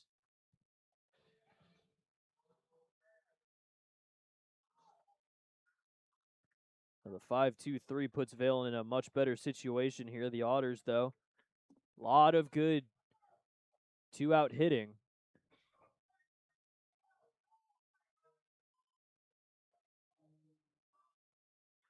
Sam Linscott. He's got 2 hits already today. Still a good chance here for Evansville. Gonzalez on third, Pierce on second. That's up to Linscott.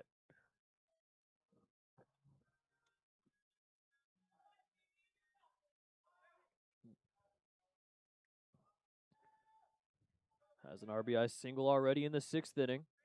Infield now back. First pitch from Vale is called a strike.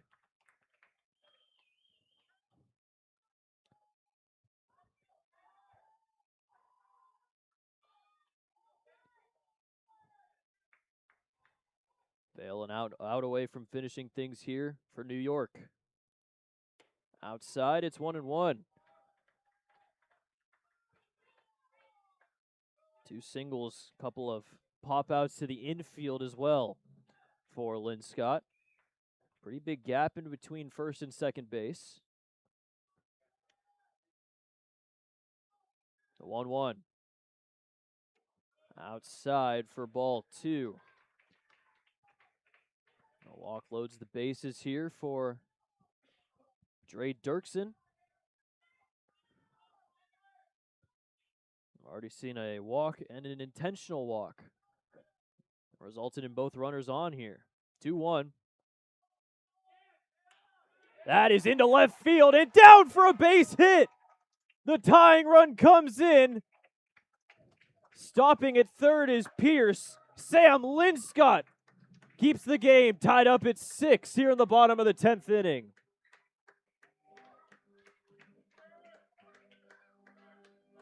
Third hit of the day for Linscott. Second RBI single. And at the least, we will head to sudden death. Dirksen, though, chance to win it. There's that Otters 2-out hitting yet again. And TJ Stanton will most likely take out Vale here. There was somebody warming in New York's bullpen.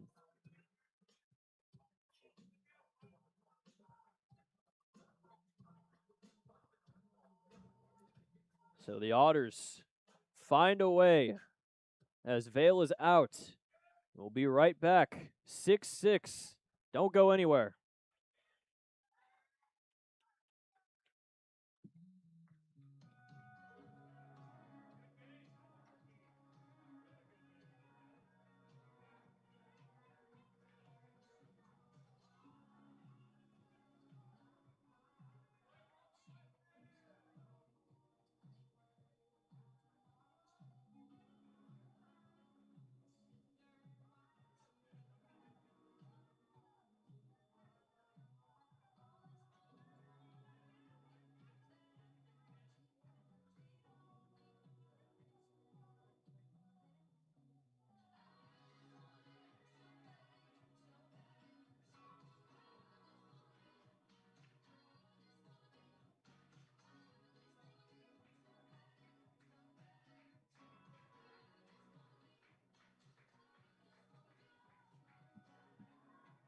New York, going on the bullpen, 12 to Jalen Long. In to pitch. Long is on the mound. Gresty behind the plate. Did you catch your batteries? Powered by the Answer Auto Repair East. Bottom of the 10th, Otters have just tied things up on the RBI single from Sam Linscott that scored Gonzalez from third. It is runners at the corners with 2 outs. It's Pierce at third, Linscott at first. New pitcher into the game for New York is Jalen Long. He has a 3.71 ERA in 34 innings so far this season, 3 saves. He has thrown a scoreless frame in each of his last 3 outings going back to July 22nd against New Jersey. 14 walks, 47 strikeouts. He was an all-star selection for New York this season. Threw an inning, scoreless with a strikeout in the all-star game. Is one of the better relievers for New York. He faces a big test here.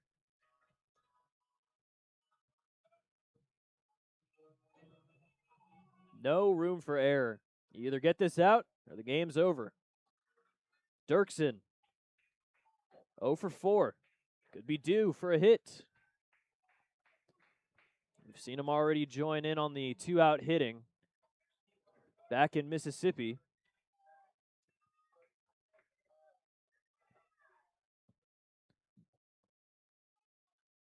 First pitch to Dirksen. Called a strike, and it's 0-1. So now that the game is tied, if we go to a sudden death, Otters get to choose whether they want to play defense or hit. If they play defense, there's going to be a runner on first for New York. And the Otters can't let him score. Low for ball 1. If the Otters choose to hit, they have a run on first, and New York can't let him score. In terms of New York, it would be Aaron Simmons on first base. 1-1. Swing and a miss, and it's 1-2. And it'd be an interesting decision for Evansville, considering the fact that the Boulders have a lot of good base stealers, which would definitely help them in their route if they wanted to try and score in sudden death.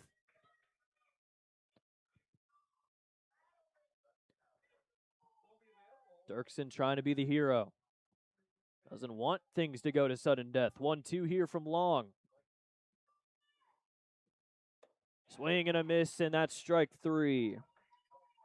So Long gets Dirksen swinging, and we will head to sudden death. So now we have Frontier League sudden death. So we'll see what happens here in the 11th. Otters see what they're going to choose to do. Max Peterson, Andy McCauley having a conversation right in the on-deck circle. So Otters would have Dirksen at first if they choose to hit. If they choose to play defense, it'll be Aaron Simmons at first base. We're waiting on a decision here. Sudden death meant to keep the game from going too long. The Otters have played in 2 sudden death games. One on the road against Windy City. They lost that one, and then they won the 13-13 sudden death game here against Mississippi. So we'll see what the Otters decide to do here. They are undefeated in sudden death games at home. But it's looking like they might be hitting, considering Salvaggio is standing in the on-deck circle. It's a very interesting choice. I'm sure that maybe Andy McCauley didn't want base runners on for New York, especially because they're very good at stealing.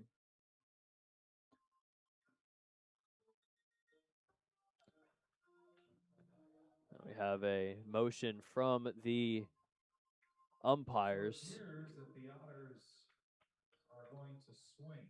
So I think the Otters are going to hit here in the sudden death 11th inning. Now, the Otters had, or the Windy City Thunderbolts picked to play defense when we played them in sudden death about a month and a half back. The Otters couldn't get that run across here. The Otters chose to play defense here against Mississippi. They didn't allow a run to score. So we're in a little bit of uncharted territory here as Jalen Long continues to warm up.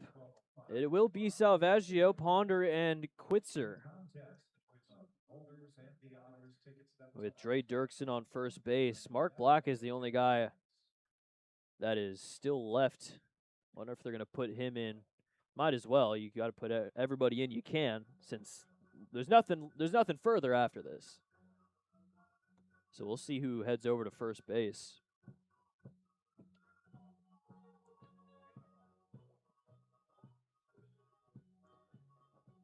A big opportunity here for the Otters to get a win in game 1 of the series. Jalen Long did just strike out Dre Dirksen, and he is an all-star reliever for New York, so definitely going to be a challenge for them.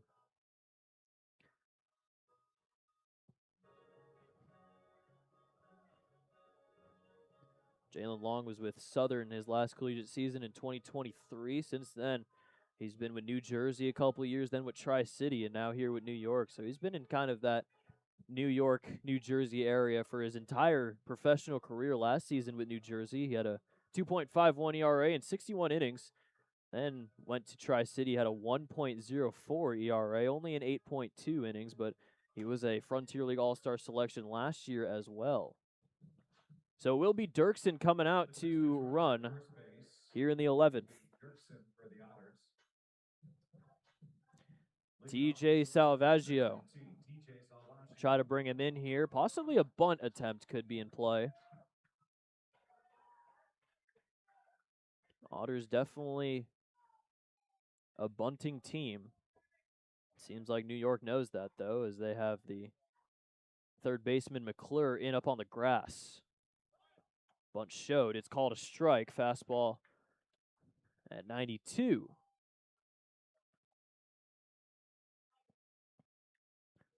So Dirksen's over at first. Struck out swinging to end the bottom of the 10th inning. The 0-1.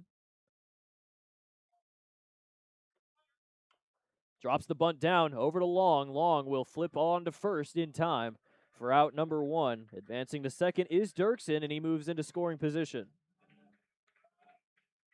So a successful sac bunt for Salvaggio, and it's back to the top of the order for John Ponder. Ponder 1 for 4 today.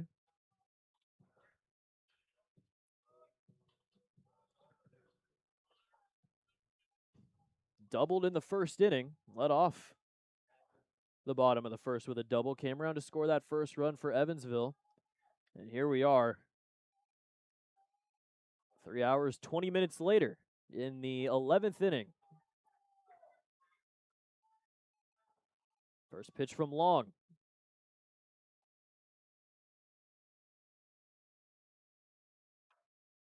Curveball hits the zone for strike 1. Ponder watching that first pitch right there. There's a couple of ground outs and a walk as well. He's reached twice. Getting a decent gap in between first and second base. 0-1. Fouled back, and it's 0-2. Chris Quitzer on deck. Still looking at that 700th hit. He gets 700 to walk off the game. That will be Cinema. See if Ponder can do it here, though. 0-2 from Long.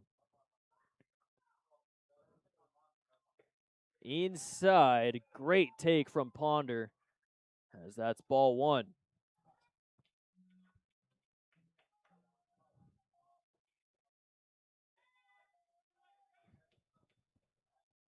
Ponder needs that second hit. Possibly advance Dirksen. Swung on and missed, and that is out number 2 as Ponder goes down swinging on a 94 fastball from Long. And the Otters down to their final out. But as usual, 2-out hitting has been their specialty. Chris Quitzer. Indie ball hit number 700. Could win the game for Evansville.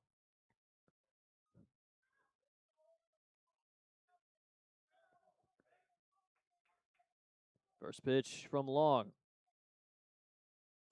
Little outside for ball one. Quitzer is first at bat. He came in as a pinch hitter, a defensive replacement for Amani Jones. Struck out swinging against Andrew Armstrong. It was a lefty-lefty. Now he's facing a righty for the first time today. 1-0 from Long. Little high, and that's ball 2. Blake Robertson's on deck as he came into the game for Logan Brown.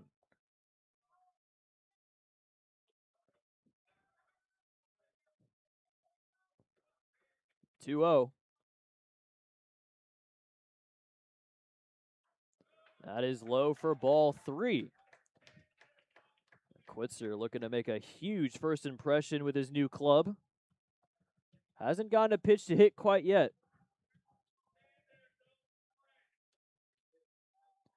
A couple of good takes from him so far. Walk would put 2 on for B-Rob. 3-0.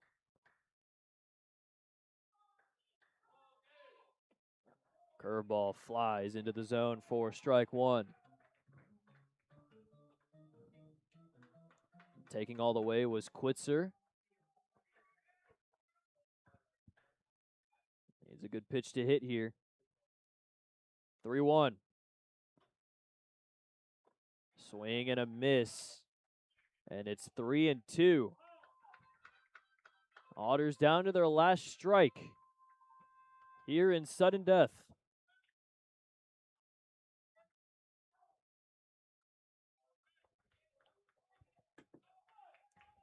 Time called by Quitzer. Dirksen standing on second base. Long trying to get the win for New York. Coming in for Vail after giving up the tying run. Payoff. Swing and a miss for strike 3. And the Boulders win it here in sudden death as Jalen Long comes into the game and strikes out the last 2 to give New York the victory here in game 1 of the series. The Otters fall to 0 for their last 7 in series openers, but they usually do well in the other 2 games. So it is just 1 loss, but it is a very close one against New York, which sets up for a very close series in general. And New York ends up just barely pulling off the victory here as they advance to 38-30. The Otters avoid winning their 40th game. They're going to have to wait until tomorrow to try and tie their winning total from last season. It's a very close one. Got into extras, but the Otters fall to 1-2 in sudden death, 2-2 in extras. As New York ends up pulling away here with the victory. They're still half a game back of New Jersey in the standings. The Otters down to 6 games back in the division yet again as they lose some ground on both Florence and Washington. With the losses, Jalen Long comes into the game and strikes out 3 of the 4 batters he saw to give New York their 38th victory. Close game between 2 close teams. The Otters, though, particularly play well in the last 2 games, so we'll see what happens tomorrow. But for now, as we take a look at the highlights here on Home Team Network, we finished off with 6 hits, 9 runs. 6 runs, 9 hits, no errors. On the other side, 6 runs, 16 hits, no errors. And they left 13 on, New York did. So overall, in terms of the hitting, it was all New York, but the Otters had a chance to win it. They had a lead late. It was their first loss of the season when leading after 8 innings this season. It was a little bit of a rough go. John Schroeder hit that solo homer, the Santino Rosso RBI double in the 10th. The Otters tied it back up. The RBI single from Lynn Scott, but couldn't score in sudden death in the 11th inning. It's an early start tomorrow, 12:05 between New York and Evansville as the Otters try to even the series up. They've dropped their 7th straight series opener, but it has been a lot of series wins even with that stat. So, Otters looking to even the series and take it in Game 3 on Thursday. We'll see you tomorrow for everybody here with the Otters. I'm Evan Patoka. Have a good rest of your night.